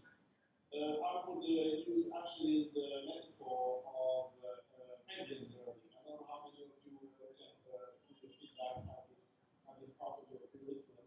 The notion of Hegelian learning, which is sometimes very, very quickly what it means. In 1949, a doctor had an American scientist and neuroscientist too, and behavioral psychology, so he was one foot into neuroscience and one foot into, let's say, regular psychology, studied how neurons and synapses are working together.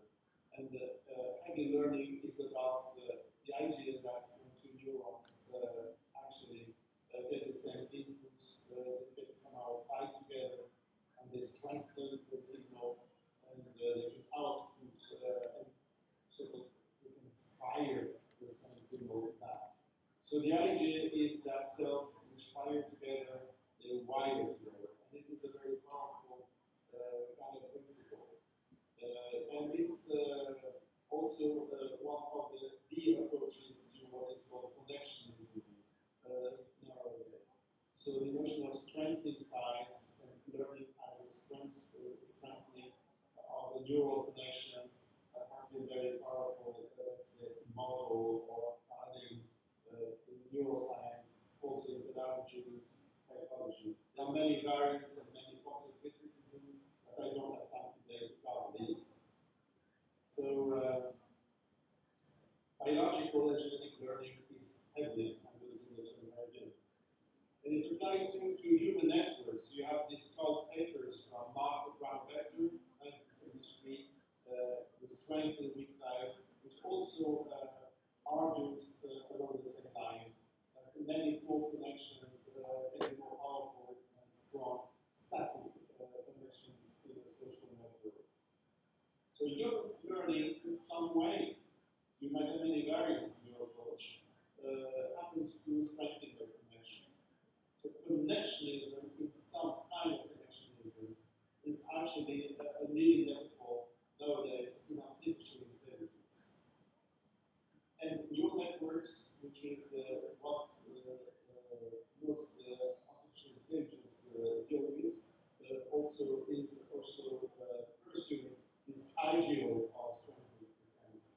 So, just to put it in a kind of simple way as a story, post-media world is ideal, and the future education will have to somehow include or relate to this kind of ideal approach, which artificial intelligence is applying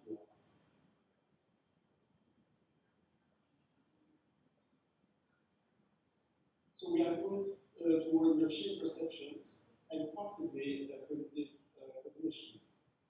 There are a lot of breakthrough, and I think it's proven nowadays that artificial systems are very capable to extract features in vision, in sound, but also in managing data, in managing also interconnection with humans.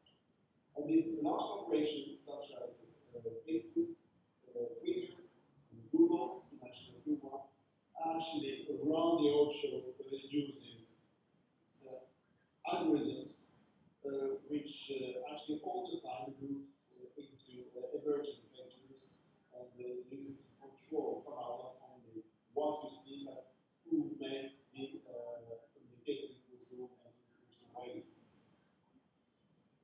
So the systems are not necessarily conscious, but they are very close to what we humans have been doing earlier without these algorithms. And this is, of course, like was told for authoritarian systems which want to control people. I won't deal here in detail with the notion of surveillance and control. But it's quite scary dimension which needs to be addressed. Also, it's an opportunity for communities of learning and for creativity. So I think that's what we need to deal with in the future. I'm closing now at the end of my presentation because I see that over the way it starts to be a bit nervous about it. Formal distance education and current digital learning frameworks needs now to mix somehow and to integrate the reality of artificial intelligence, because it's actually now at least some key aspects of digital education can become increasingly obsolete or reduced only to be only parts of the picture. And the addition or inclusion of non-human agents in learning systems will blow away actually the assumption about the nature of mediated learning and teaching in the future. So a lot of new thinking needs to be done, and a lot of reappreciation and reappraisal of our own activity needs to be done. But lessons learned about sustainability can be used as a kind of lighthouse, a kind of living lights, a horizon also for guiding us in our reflections, in our critical work, in our also developmental work, including or integrating the reality of artificial intelligence. But we need also to be very clear about the possibility that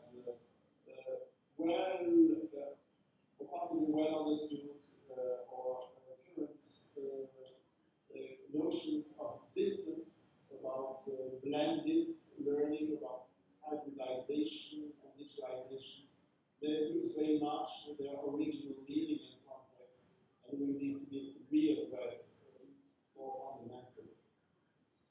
And things are going very fast now. So, just to round off, I would like just to quote, I've not been quoting very much in this presentation, but one quote that is very important. It's from Professor Margaret called The Mother and Grandmother of Artificial Intelligence. And the books are actually immediately readable, and I would recommend them very much as a kind of introductory reading. And she has been outlining that actually 95% of what professional artists and scientists, and you can also add educators, do is either exploratory or combinatorial, and the other 5% is only purely transnational activity. So she states that at the moment we don't really have a full understanding of these exploratory and combinatorial processes. We just assume that they take place and that they're very important, and they are actually the most of the activity taking place. And that's the important message. That's where AI, artificial intelligence, has the potential to play a role. So I say to all of you, Terima kasih, I hope my pronunciation is good. Thank you all. Again, thank you very much, Professor Apollon, for sharing interesting and insightful presentation. I personally still digesting the notion of deep learning. Not quite there yet, I'm sure. But yeah, hopefully we can extend into the discussion after Professor Goktas finishes his presentation.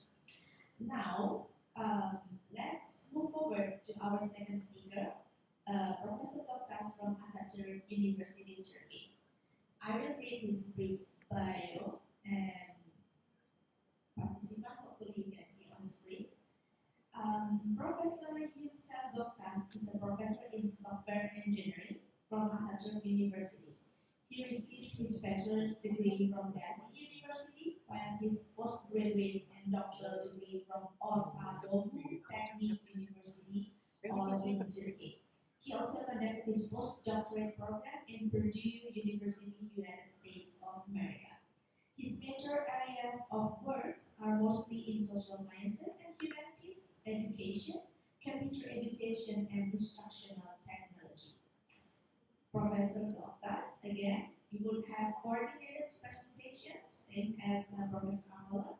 I will remind after 30 or 35-minute presentation in direct message in a Zoom chat menu. So you know there will be 10 minutes or 5 minutes. Sounds good? Yeah, of course. Excellent. Audience, yes, audience, if you already have questions or concerns regarding Professor Apollon's presentation, please write now on the Zoom chat menu. We will discuss it later after Professor Goktas' presentation. Now get prepared and ready to learn from Professor Goktas. And Professor Goktas, are you ready now? The time is yours. Thank you, ladies and gentlemen. Good afternoon, and also I want to Selamat Siang, Selamun Aleyküm.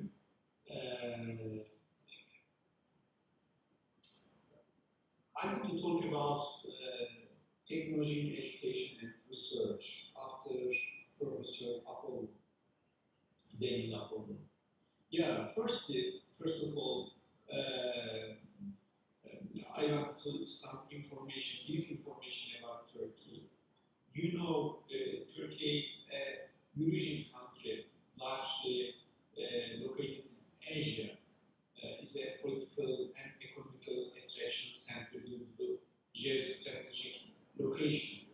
And I think Turkey looked like a bridge between the Asia and Europe, and also between the Islam and Christianity, and between the East and West culture. So the modern Republic of Turkey was established in 1923, following the fall of Ottoman Empire, Europe, and Mustafa Kemal Ataturk, and also my university name is the first president of the Turkey, and the capital city is Ankara. The population is 83 million. Also, I will show some pictures of my hometown. Name is Erzurum. It's a well-known winter sports center. And we have a perfect campus. Our university established in 1957.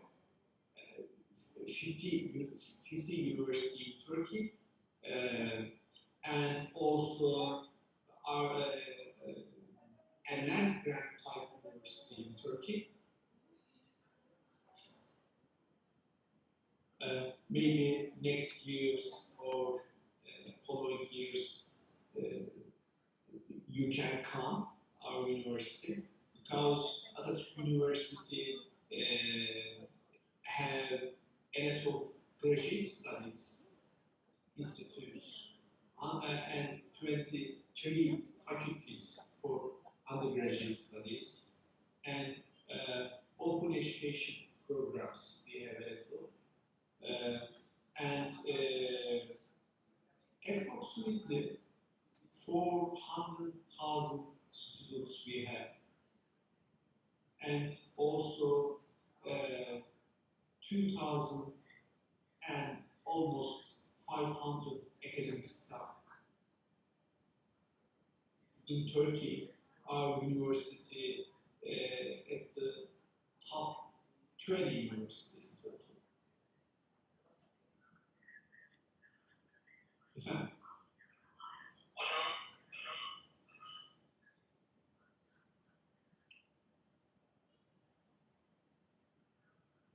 Just a second. Can you hear me? Yes, you can put your slides.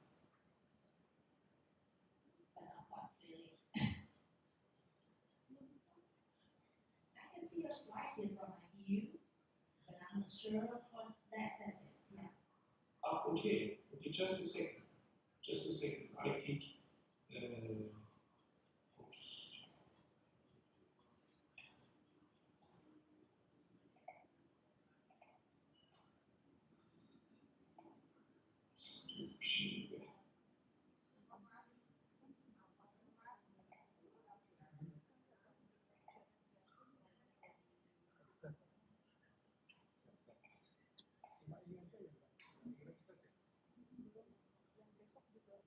Yeah, of course. I correctly.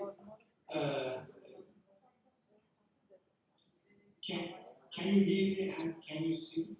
I can see you, I can hear you. I can see you start sharing your slides, but it's not quite there yet, the slides. Okay. Participants, other participants, can you see the slides from Professor Goktas? Because some friends sent to me, we have some problems with your slide. Right now, okay? I can see the table.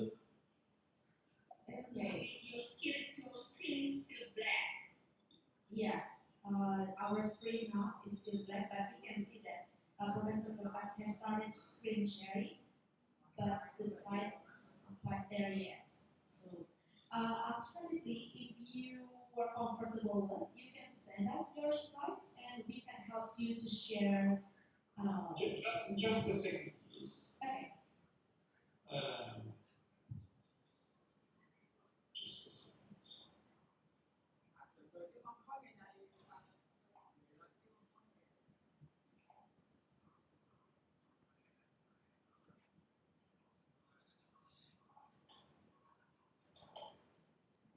Share screen. Yeah.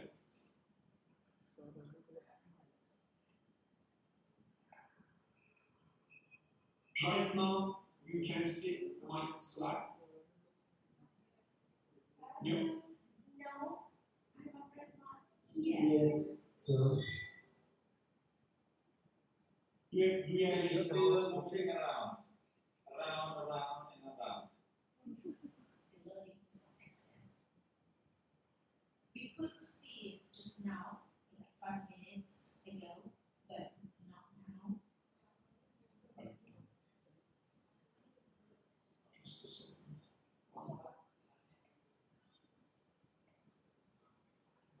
Minta dikirim sini nggak bisa. Oh gitu. Oh. Kita bisa ngambilin apa? Kita nanti. You share.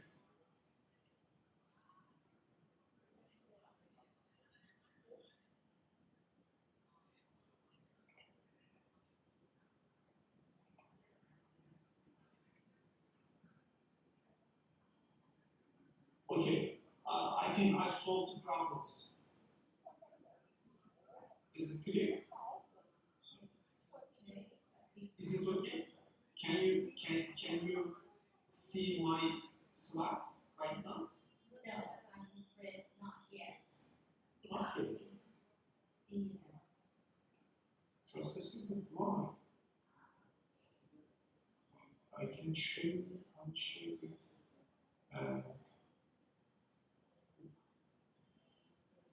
House share. Stop sharing. Yeah, we are stop sharing. Okay.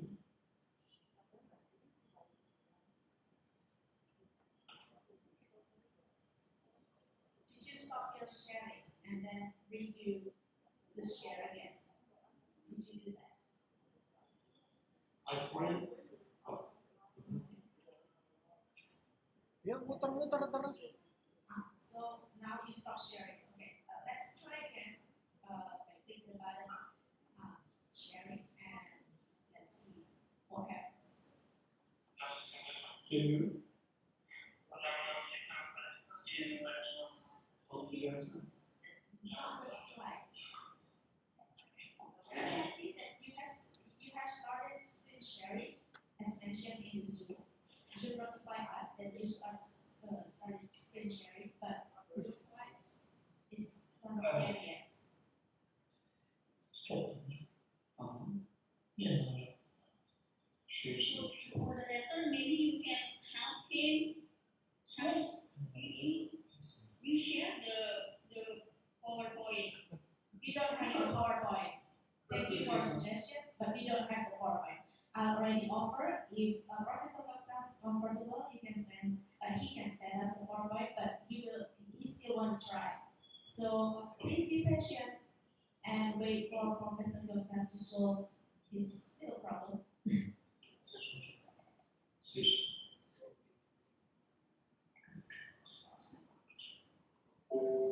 Okay. Bir asacılık var.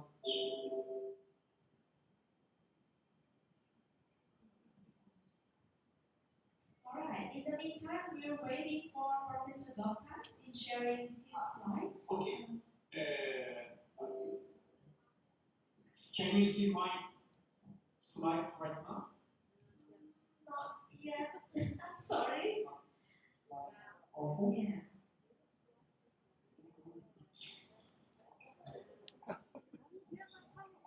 Minta aja slide-nya.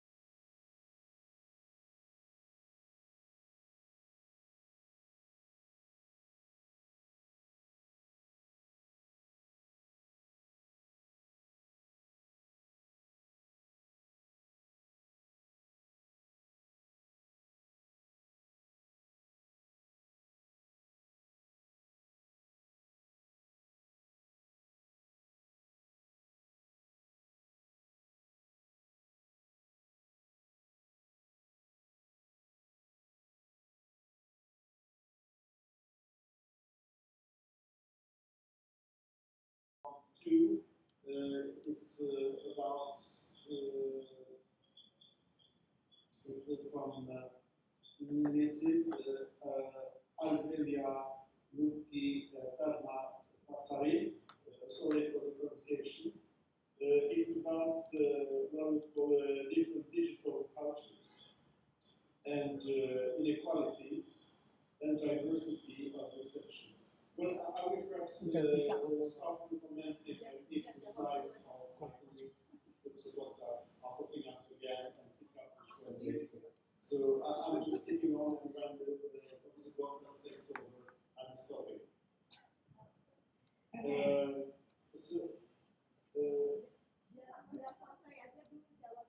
Yes, so you want to start now, Professor Goktas? Yeah, please go. I'm stopping now. Thank you. Okay, so Professor I solved the problems. I have to reset my computer and also Zoom, and I solved the problems. I'm so sorry.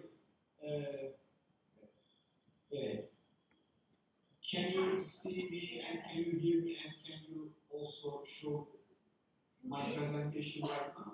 Yes, we can see your slide. Not sure. Okay. Yes, I can see Okay. you and we can hear you. Okay. Professor Apollon, we paused your response to your questions. We will extend it. We will continue later on.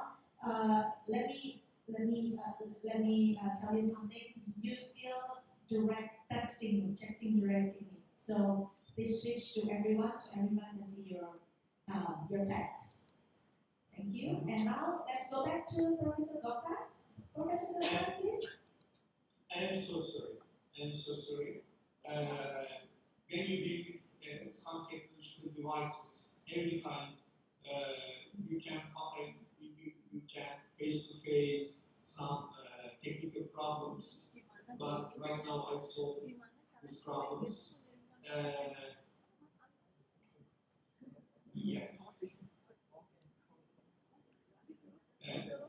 Turkey, I said Turkey looked like a bridge between Asia and Europe, and Islam and Christianity, and also East culture and West culture.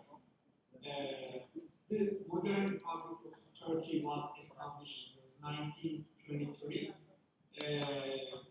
and the capital is Ankara. I gave some brief information about Turkey, and also I show some pictures of my hometown, Erzurum. It's a well-known intersport center, and we have a great university. Its name is Ataturk. Ataturk University, a land-grant type university in Turkey, established 1957, and also you can see some pictures about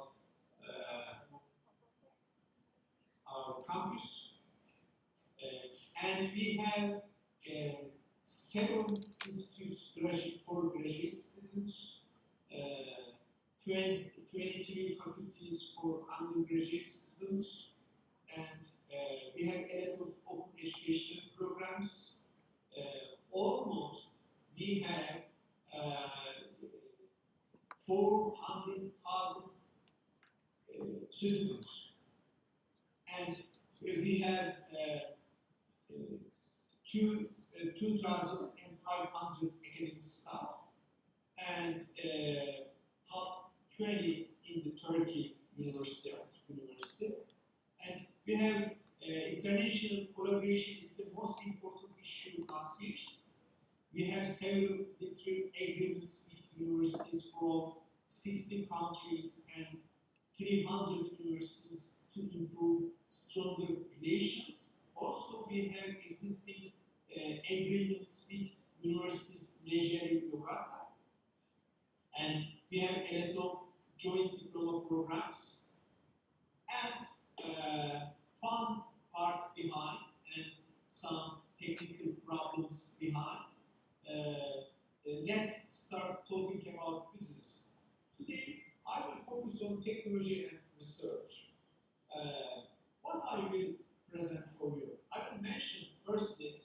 change in our lives with technology, change in education with technology, thirdly, COVID-19 effect, trends and future innovation, and last, some of my suggestions for you. First, the behavioral change. We have to focus on memory, attention, modernization of thoughts. The function of our brains are changing with the effect of technology. For example, how we encode information has changed. Using social media tools for sharing photos has changed the way of remembering. Why people use the photos to remember episodic events. Another example is about using smartphones. For example, if you are in the same group with our smartphones, our attention gets impaired and it reduces the functionality. However, we access the information directly and easily, which has some positive and negative effects. This is the era of scientific information, but the popular ideas can cover all non-accurate beliefs with the internet and social media. As a result, using technology that enhances change for our bodies in a good and bad ways, and so the way how the attitudes also change. And second, the social change also important. We have to focus on way of communications, way of meetings, like this. Right now, I live in Turkey, northeast of the its name is Erzurum, northeast of the Turkey, but we have a meeting all around the world, particularly Indonesian academic staff, and thirdly, way of interactions. In a conventional society, there are non-way to get information, which is the basis of living and learning. However, in modern society, also some theorists call that network society, and also people have non-linear needs and need other technological sources to interact with socially. It causes different results, such as social media, addiction, or digital gap. This is obvious that the intervention of the technology through the middle of our lives has advantages and disadvantages. To be able to adapt to future conditions, it's very important to evaluate the issues properly. For example, the internet creates many opportunities in the field of health for people who need health information. However, in the same manner, the digital gap for patients. Another example is about education. Educational technologies offer different opportunities to support the learning activities, but it has been shown after COVID-19 that there are some inequalities because of education done with technological tools. We have to focus on medical tools with the high developed technologies and operations with technology. And my second title is What Change in Education with Technology? The importance of ICT education is increasing worldwide nowadays. Accessing to information easily and quickly. Online courses, universities, degree, different education platforms such as YouTube, Coursera, Udemy, or another course. and we have to focus on blended learning. There are new media tools for the transfer of all the information. Email, WhatsApp, short messages, social media channels, Twitter, Facebook, Instagram, etc., LinkedIn, video tools, YouTube, Twitch. Yeah, we have a lot of new media tools. And here's a good illustration. Here is a good illustration of how the desktop evolved over time. And what has been changed through technology and what should education provide? We have to focus on generations. The students of our group today who are currently at school and university are the children of Generation Z, who are born between 1995 and 2010. Following our Generation Z are our preschool and kindergartens of today, Generation Alpha. They have to focus on historical background, symbols for the periods, and leading issues.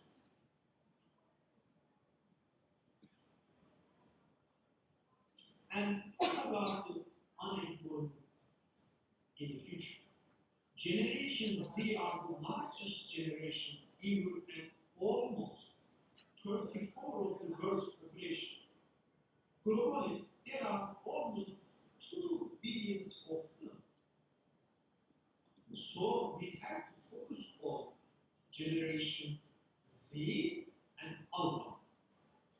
And as the figure is examined, it is seen that the technology is using the bigger according to the generations. We can see from the Nokia to the airport. Yeah, there are a lot of tools, and these tools changed by their participants or their users. There are differences between learning with seeing or vision and learning with listening or oral. Because listening instead reading. Can you imagine? What do you think about? Does it work for learning? And sight is a very dominant factor in human mind. When a mind learns something with the stimulus of seeing, very happens in learning occurs. However, listening supports the implicit memory. The individual characteristics are also important for different learning styles.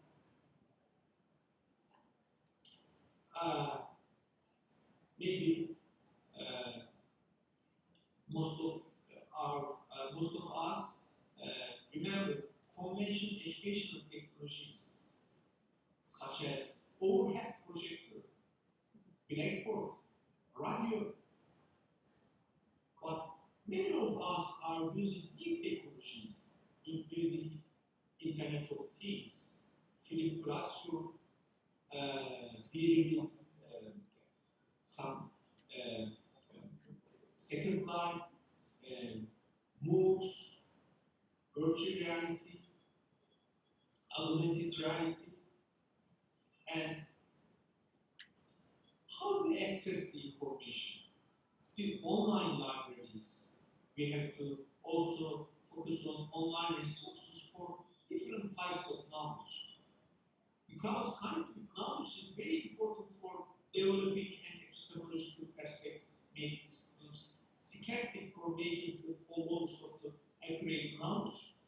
In internet, there are lots of open source sites which man can access the scientific books and articles and other digital resources. We have that. And my third title is COVID-19. COVID-19 as a broad new understanding of use of technology and has accelerated in this process.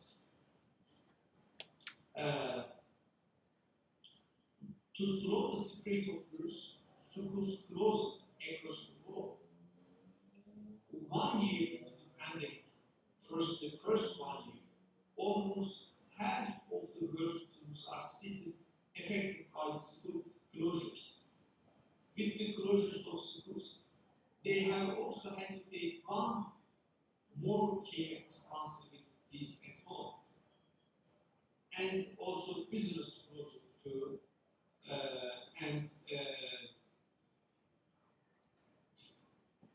Maybe UNESCO figures refer to the learners enrolled in the pre-primary, lower secondary, and upper secondary levels of education, as well as tertiary level. Almost 1.5 billion students, or 80% of the world's learners, being kept out of educational institutions by country-wide closures. It is obvious that the distance learning will be much more used in the days coming. And it is very important to know the positive and negative effects of technology to be able to guide the learning activities and education. So these problems can be saved some example to research on.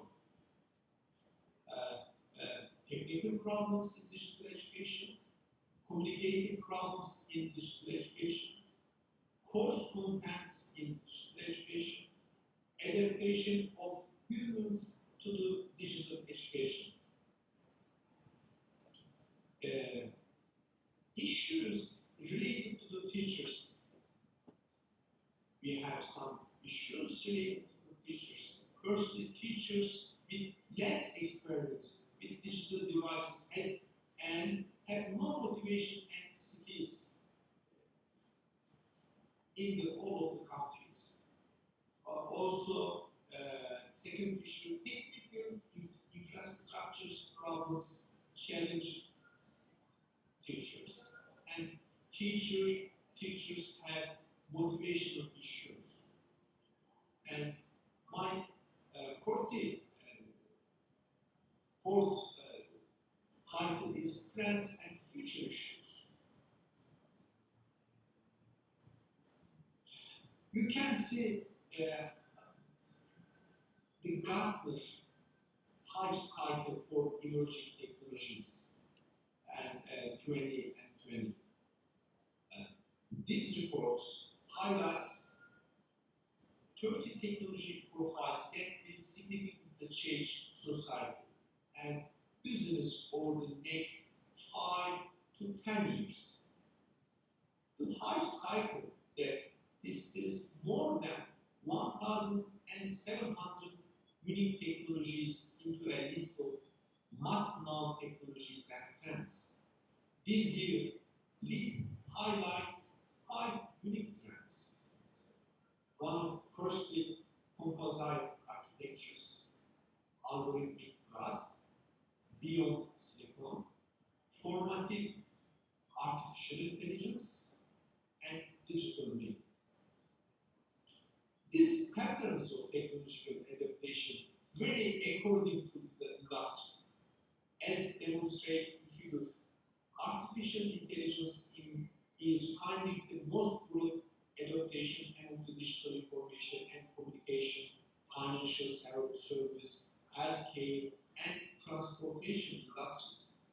Big data and Internet of Things and non-human robotics are seeing strong adaptation in mining and metals, while the government and the public sector industry shows a distinctive focus on encryption. Higher education doesn't exist in a vacuum, and it's always and everywhere shaping and being shaped by larger macro trends unfolding in the world surrounding it. This report asked the horizontal analysts to provide input on the macro trends they believe are going to shape the future of post-secondary teaching and learning, to provide observable evidence for those trends, to ancient and expensive view of trends outside also higher education. Analysts provided input across 5 trend categories: social, technological, economic, higher education, and political.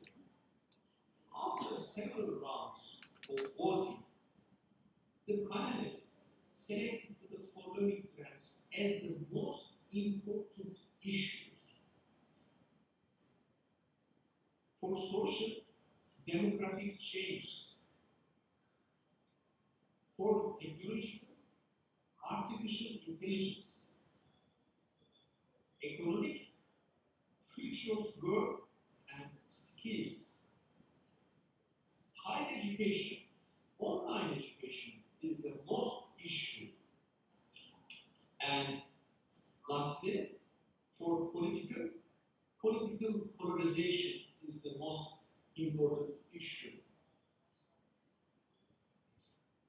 I will show you some examples of new educational technologies, but we have to first focus on trend technologies. Firstly, Industry 4.0, Internet of Things, Big Data, Augmented Reality, Virtual Reality, Mixed Reality, Cloud Computing, Cybersecurity, Blockchain, 3D printer, wearable technology, maker movement, gamification, and robotics. We summarized a lot of reports, and we can see summarized and trend technologies table. And I will show you some examples of new educational technologies. Firstly, augmented reality. You know, augmented reality is defined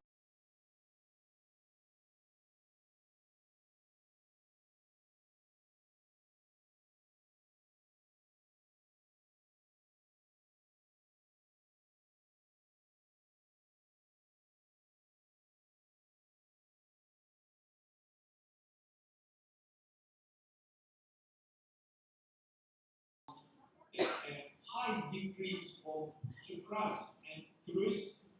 In addition, text, image, videos, and animation, as well as 3D models, can be used for educational augmented reality applications. This characteristic of augmented reality make it effective. Augmented reality transforms empty spaces into rich learning experience. It is especially popular for teaching dangerous, complex, or abstract concepts, or for presenting objects that are otherwise not possible to see with the eye. We can say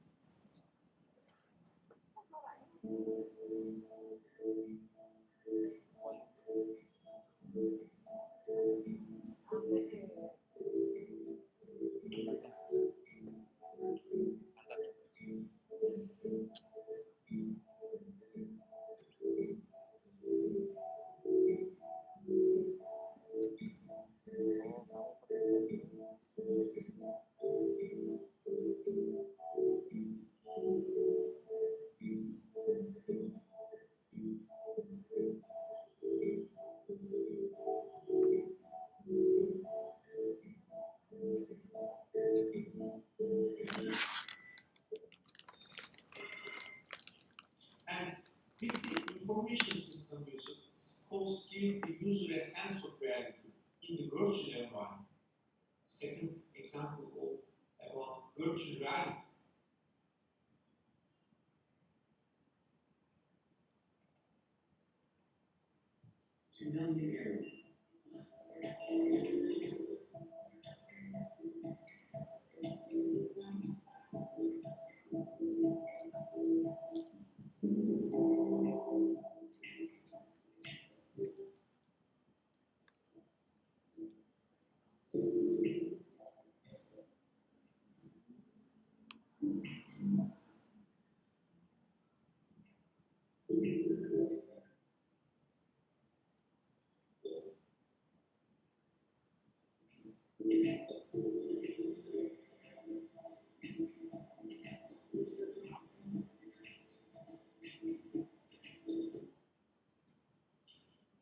Virtual reality have been increasing externally. It will be definitely affect to education. And Microsoft HoloLens is a standalone holographic computer in its narrowest definition. This is the third and last video in my presentation.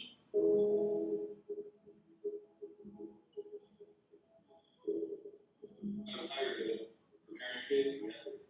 We were always preparing kids for this world that didn't really exist anymore, and it wasn't going to exist when I graduated. And I wanted to get my kids to the point where they could actually go in the future. We've seen a fundamental shift already in how a lot of educational resources are being delivered. We've seen a shift from print books through to e-books. And I think the next evolution of that is from books to mixed reality. As I started preparing my lectures and thinking on how to communicate this with the students, one thing I wish was I had 3D chalkboard. You actually have all these tools that allow students to generate content for their students, which means that you can have students that are subject matter experts performing the development of experiences of teach content that they're learning about in the classes. And that's just amazing.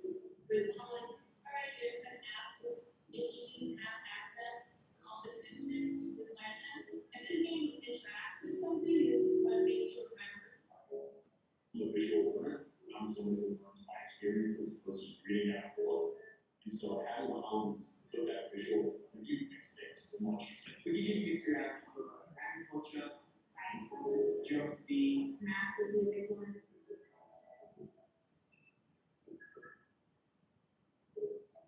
Provides a much more engaging experience for students, and that's the goal of a teacher, is to engage the students that have And I want to give another examples from our research. Teaching in higher education effectively via eye tracking, the project. This project supported by the European Union, and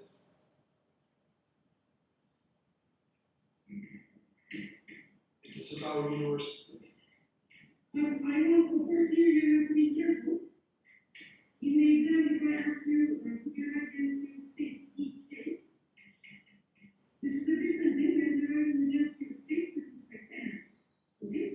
Let me ask you, how do we, for when do we use EE, when do we use DK? So how do we decide which one to use and when do we use?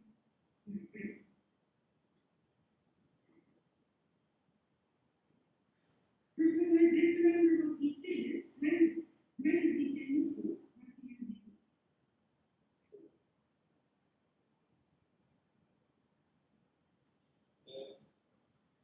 Our moments were captured by a vehicle eye tracking.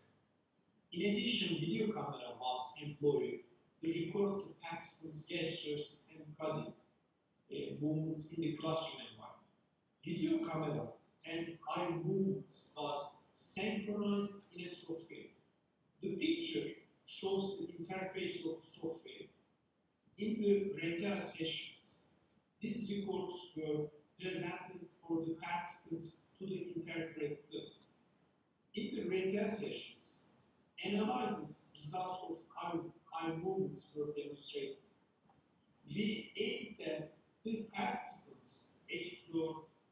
their roles and rights in the classroom environment. You can see a picture from instructor perspective. And you can see another picture from student perspective. For this research, we can use one eye trackers, minimum one eye trackers, mostly two eye trackers. One of them for professor, one of them for minimum classrooms. And we have to video camera recording and respective think aloud sessions. And after the process, we have to talk students and professors using interview or focus on groups. What is the main aim of our projects? This project aims to reveal class practices and interactions by employing eye tracking methodology. Comparing class interactions and practices of different disciplines classrooms. All present suggestions to improve classroom practices based on obtained findings from classroom observations. So, I have some suggestions for future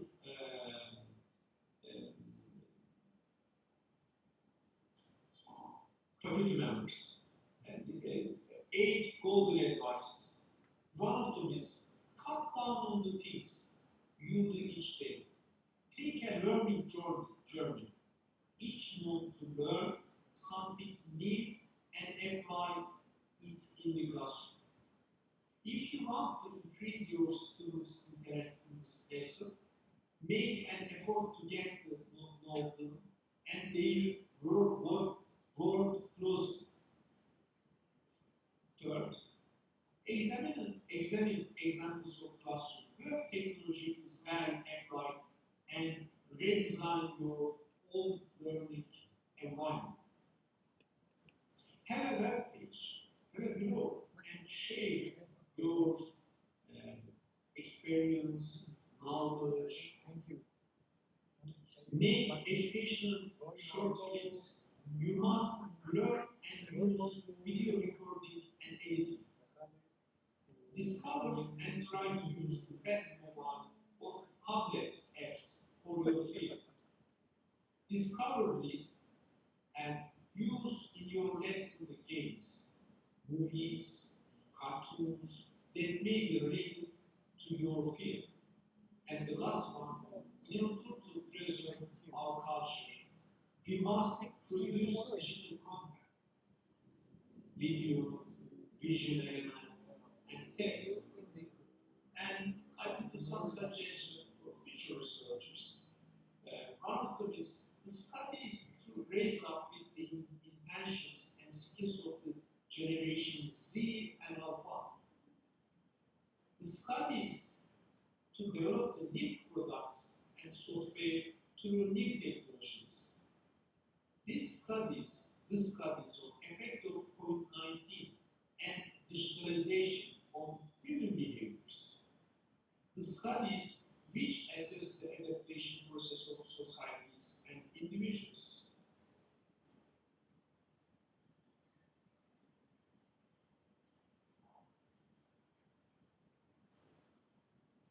And I want to,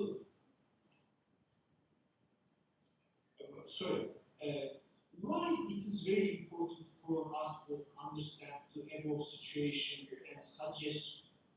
Because civilization is in a very rapid change. Everything is changing very fast. For example, many new jobs are emerging. Existing ones are disappearing, just like in industrial revolution. You can see this figure. This is the 2020 version of the future of jobs survey or also really similarities across the industries. When looking at increasing the strategy, increasing the readable job roles, similar to the pyramid and 8, the leading position in growing demands are roles such as data analysts and scientists, and also artificial intelligence and machine learning specialists, robotics engineers, software and application developers, as well as digital transformation specialists. However, job roles as process automation specialist, information security analyst, and Internet of Things specialists are newly emerging among a crowd of roles, which are seeing growing demand from employers. The emerging of these roles reflects the acceleration of automation as well as the resolving of cybersecurity risks. And thanks for listening. Terima kasih. If you have questions, I can try to answer for your questions. Okay, thank you very much, Professor Goktas, for sharing critical presentation again. I guess it raises our awareness about how people or students learn and how we as teachers transform the way we teach. Previously, Professor Apollon already had a chance to respond one question or two questions, both in verbal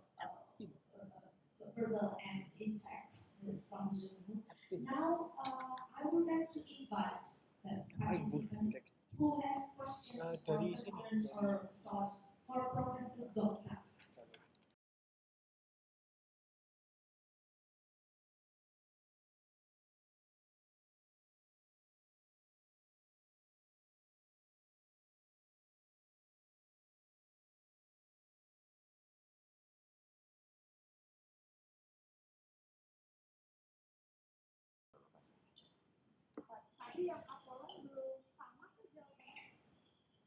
Okay, otherwise, if there are no hands raising, I would like to go back to Professor Apollon. In the meantime, for those who already have questions or concerns or thoughts for Professor Goktas, you may wait until later on. I will probably offer another opportunity to speak up directly to Professor Goktas. Now let's go back to Professor Apollon. I think this is the fun part of the discussion. We would like to have like 30 or 35 minutes. So hopefully we can conclude in 4:30 Western Indonesian time. So Professor Apollon, we have I think 2 more questions from the chat menu in which you would like to respond. Professor Apollon, please. Yes, do you hear me clearly? Yes, very clear. Okay. I will keep on commenting the questions.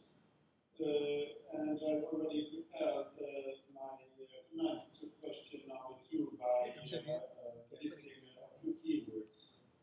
So we try to get all these keywords together very briefly. Okay? It's question 2 about the differences across cultures, and I would insist here that actually you are huge differences between cultures, that's between Asian cultures, India, Africa, Europe, and so forth, but within cultures at national and at micro levels. So cultural differences are multiple differences. So my contribution to an answer could be how to look at these differences when dealing with adoption of technologies. My approach is basically anthropological. For example, I would perhaps revive Professor Edward T. Hall's work on proxemics. Edward T. Hall, who died a few years ago, almost 100 years ago, has had a lifelong His main concept and approach was to distinguish between high context and low context culture. For example, dealing with Japanese culture and dealing with Nordic cultures is very different because the social structure is different, the way of building up relationship in education is totally different. So basically, when dealing with corruption issues of technology, you might need to look at which cultural types or which society types you are dealing with. So a lot of technology transfers aiming at the adoption of digital technologies in education might have been stranded due to some ignorance actually of the social systems underlying adoption. So the message here is have a quick look at Equativo. It might be very beneficial. The second point is that it's not only about difference, it's about oppression. Difference very much is the difference between the winners in technological changes and the losers. And the losers end up being more deprived than they were before in some cases. So I think that the approach, which is Kimberley Crenshaw's approach, it might also be named in my comments, and about intersectionality, that people somehow accumulate disadvantages in terms of ethnic background, in terms of culture, in terms of gender, and so forth. There might also be the underlying setting for problems in, for example, adoption of digital culture. Another approach is also so-called the subaltern theory, which is basically the work of Professor Gayatri Spivak, Edinburgh professor, and Radhika Gajala, both now are teaching in the States, and it is very much related to intersectional approach. Then I want to point that to be a more positive note, not only mapping inequalities and oppression, but there is a strong condition within universal design in Scandinavia, both in architecture and in interface design and in social organization. So perhaps one should have a renewed group at university design. It's a bit weaker now than it was, let's say 20 years back, for various reasons. In Scandinavia, it has been very much about silver users, seniors, people of a certain age, and adoption problems. But in other culture, it's more also about also socio-economical issues. And you have also more basic issues which are related to representation and which has to do with the UN goals. And the idea that when kids needed to walk 10 kilometers back in school every day to fetch water in 2 buckets, they don't have time to go to school. So sometimes there are physical, very concrete challenges and obstacles also to adoption. So one should not be too abstract also. So this will recommend to differences in adoption and suggestions for perhaps further readings for those of you who are researching on this. The next point is on about numeracy or mathematical education. I'm absolutely not a specialist in mathematical education, and I have used statistics and algorithms, but I would perhaps have Professor Yuksel comment instead of me on this point. The last question was about flexible curriculum. If I can share again one slide, very briefly, let's see. Do you see this one? Yes. Yes. The person who named, sorry, I forgot right now, asked this question. Was this slide you were actually thinking about? Okay, but Triwahyuni, would you please open your microphone and chat directly to Professor Apollon? But Triwahyuni.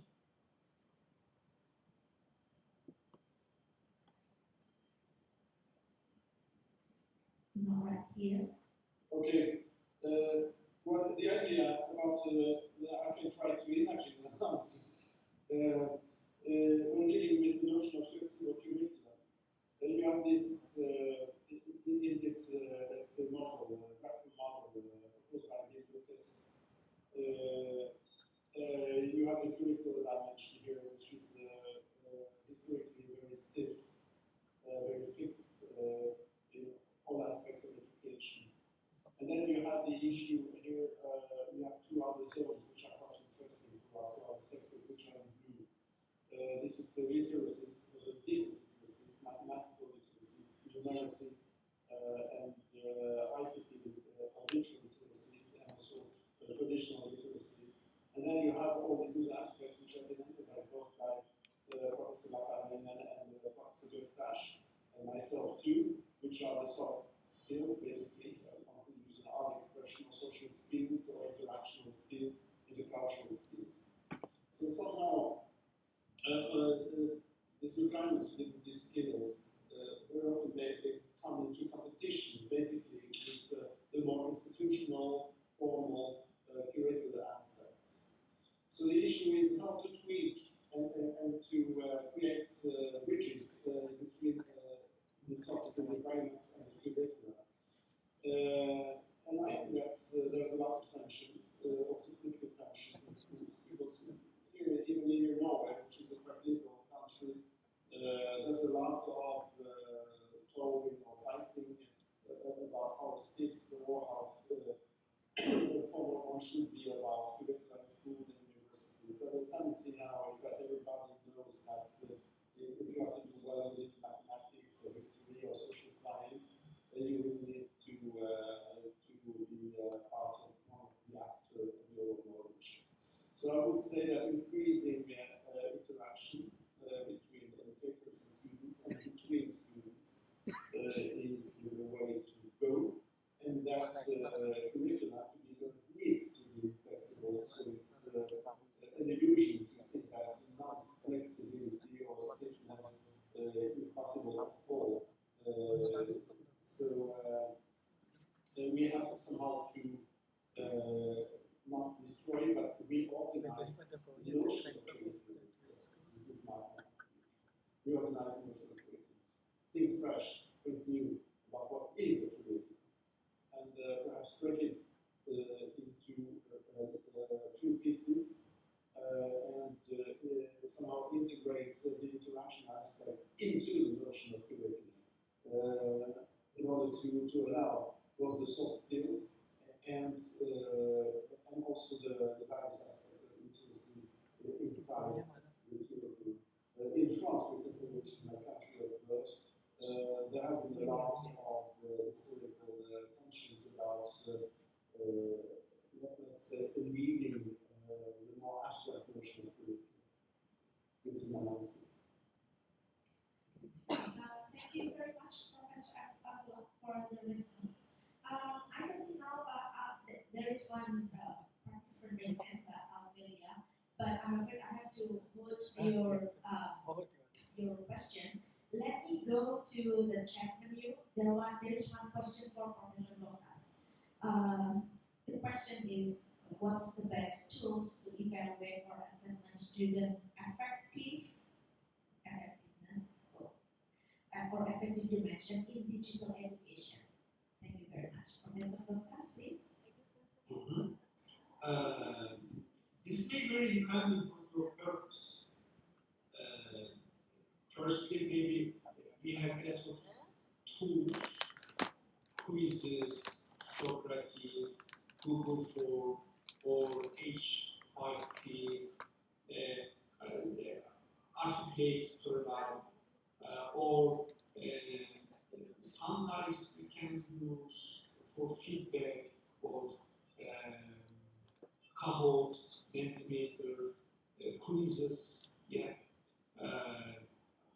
And every time you can change your tool, depends on your purpose.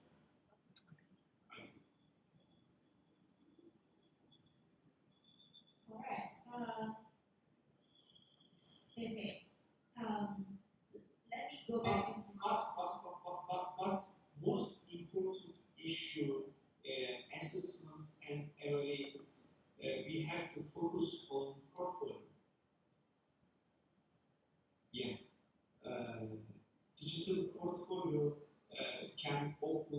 new window to us for the teachers and also for students. In synchronized time, in same time, we can use a lot of tools, look like Socratic quizzes, Mentimeter, etc. But if you have to, if you want to assessment to the process, then we have to focus on digital portfolio, I think. Summarize, this may vary depending on your purpose. Yeah. Okay, so digital portfolio, I think the key answer for this question. Although I'm personally not really convinced whether the digital portfolio really reflects or illustrates the effective dimension of our students. But let me go back to this question if we still have time. Now let me turn to Alvelia, please. Thank you very much, Mbak as the moderator. Thank you, Prof. Goktas. It's very interesting talk from you. I have actually two questions. The first one related to learning media, the media that we use for learning. Actually, the learning media we have nowadays, especially the digital, are not really made for educational purposes. Like, let's say, WhatsApp, communication, Zoom, and then Google Meet, and then even PowerPoint are not really made for educational purpose. Nowadays, we have also Padlet, voice eyes to record and everything for the listening and for the knowledge. Do you think after the pandemic, is there will that be any shift in this trend? I mean, do you think there will be some breakthrough and emergence specific media for educational purpose? That's the first question. And then the second one, again about the inequality in our nation in Indonesia. That's the fact that we have to face. Actually, what we've done so far, quoting one professor from Indonesia that I really like, what we have done so far is not really a proper online learning, but it's where every parties, like students, educators, schools, and governments are ready for the practice, online learning practice. Instead, it is an emergency remote learning because we are forced to do so, regardless if we're ready or not. What would you suggest us? Please, the educators and the educational institutions who are directly involved in teaching and learning practice, how to really make the most of our resources and facilities that we have, while also considering our student challenges for the successful learning, remote learning practice. Thank you very much. Right, Professor Goktas, please. Yeah.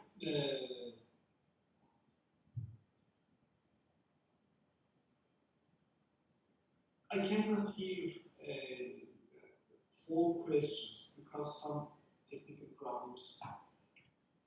Okay, I think the first question is about, is there any breakthrough regarding blah, blah, blah. I'm not sure I'm following either. But the second question is related about the students from the remote areas, or probably not that, like that, remote learning. But Amelia, would you like to repeat briefly your two questions?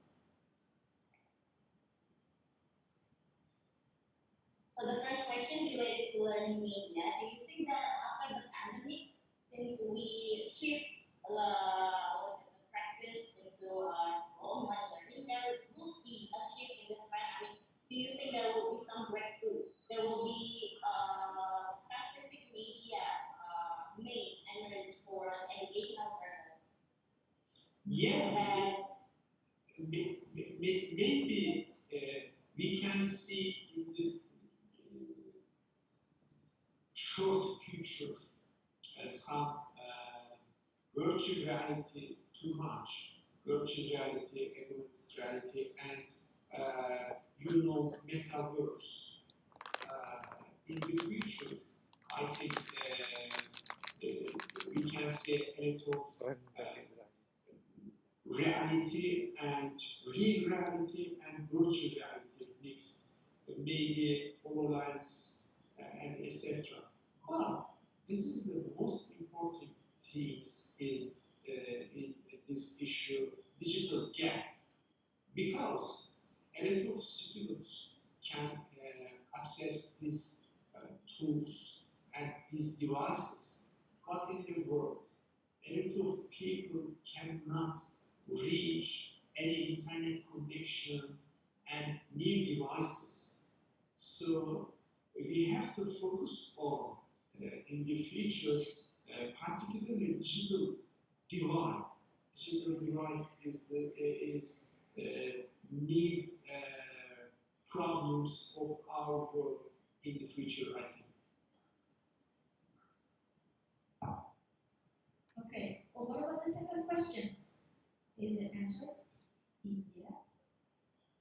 Okay, thank you very much. And the second question, since what we have done so far here in Indonesia is actually an emergency remote learning from Professor that I really like.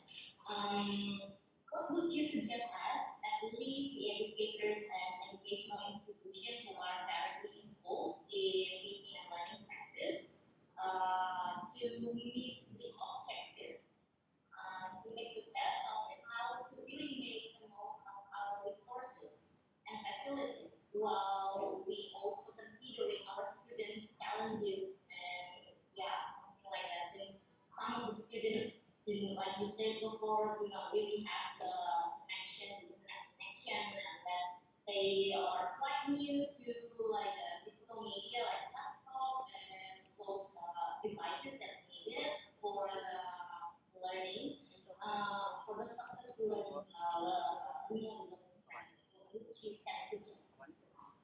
Thank you. It relates to access or probably inequality or inequity, as mentioned in the previous question. Professor Goktas, please.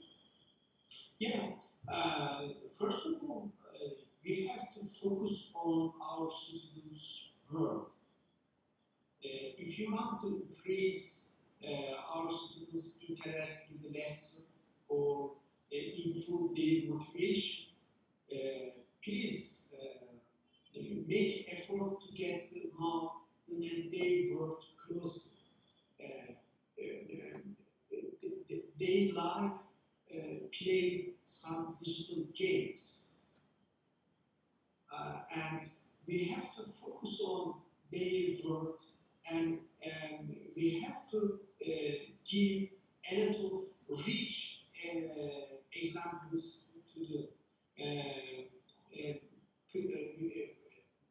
and examine our examples of classroom technologies, well applied and redesign of learning environment.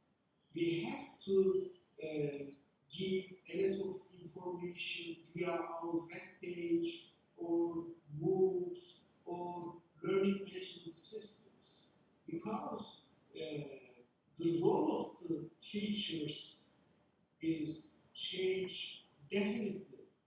And after COVID-19, whole students in the world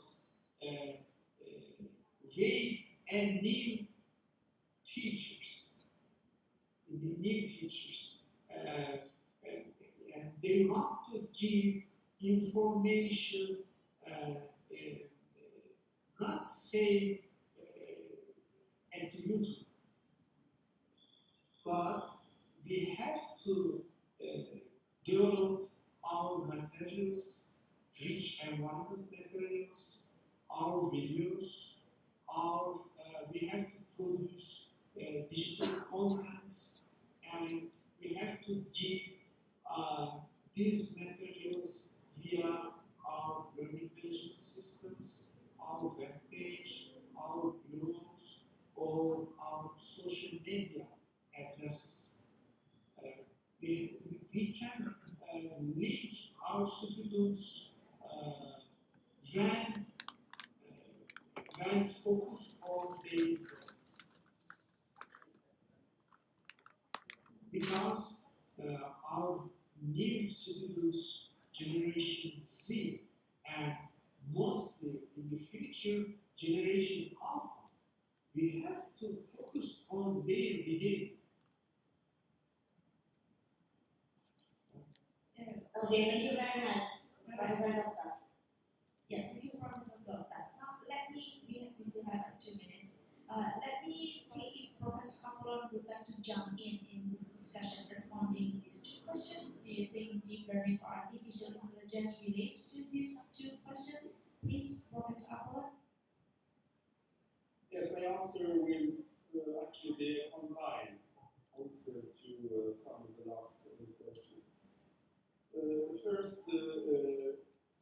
with insights to with the COVID-19 experience, which is not over, not even here in Norway.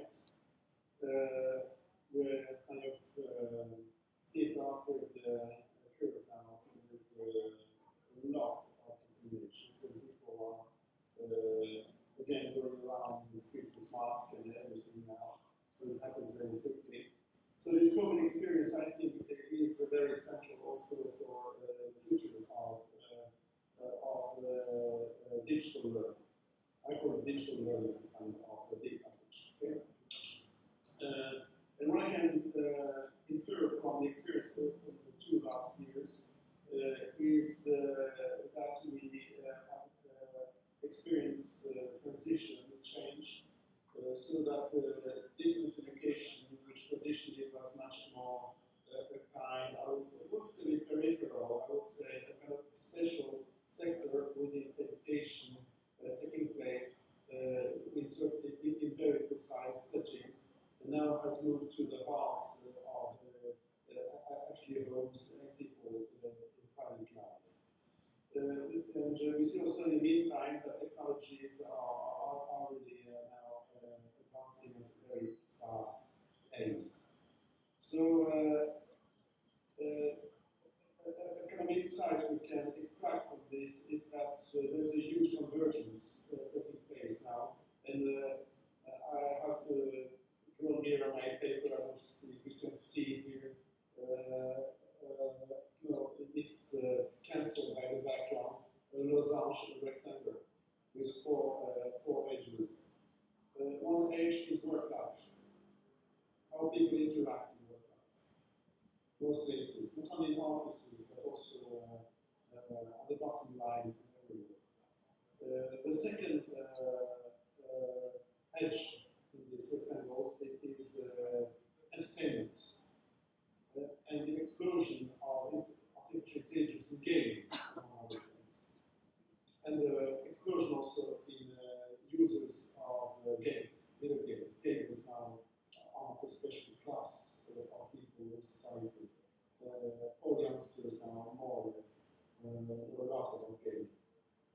And the third is educational activities on digital learning, distance education, whatever time you may put on it, and learning management systems. And the last is private life, and family life. All these areas now, and this is my theory, converge very heavily. So it's becoming indistinguishable more and more to use technologies for educational purposes, for entertainment purposes, for work-life purposes, and for private, intimate purposes, for example, communicating with your family or friends via arts, using social media or whatever. So this convergence phenomenon is very important, and I think that the COVID crisis has been accelerated brutally, actually, so that we have to somehow reset our approach to distance education and integrate these changes taking place.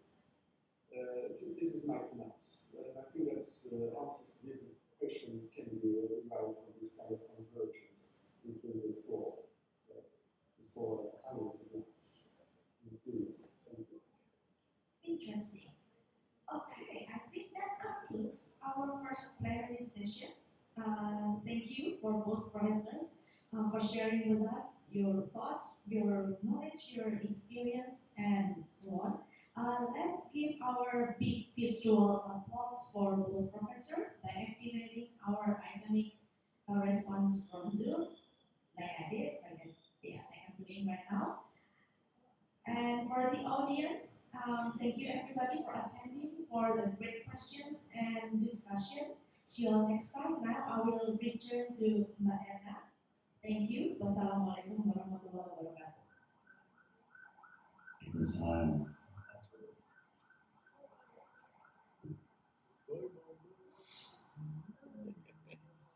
Thank you so much, Professor Daniel, Professor Dr. Yuksel Goktas, and Dr. Vita Angelatiarani for the nice plenary session. The audience, once again, would you please give a big virtual applause to all of them? Thank you very much. Ladies and gentlemen, all items in our today's conference are finished. Let me remind you that tomorrow's agenda will start with Plenary Session 2 at 8 in the morning. Please register earlier before the scheduled session. Finally, thank you very much for your attention. Our apology for any shortcomings, and see you tomorrow. Wassalamualaikum warahmatullahi wabarakatuh. Waalaikumsalam.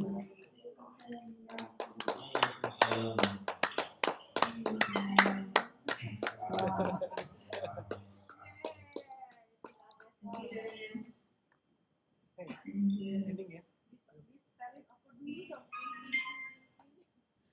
Baru nanti selesai kalau Wah, ini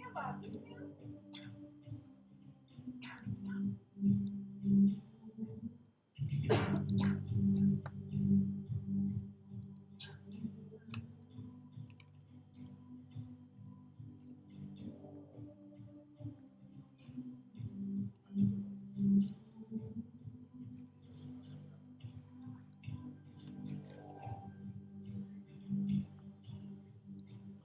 Kasihan yang menurutnya, kasihan yang mau thank you di chat.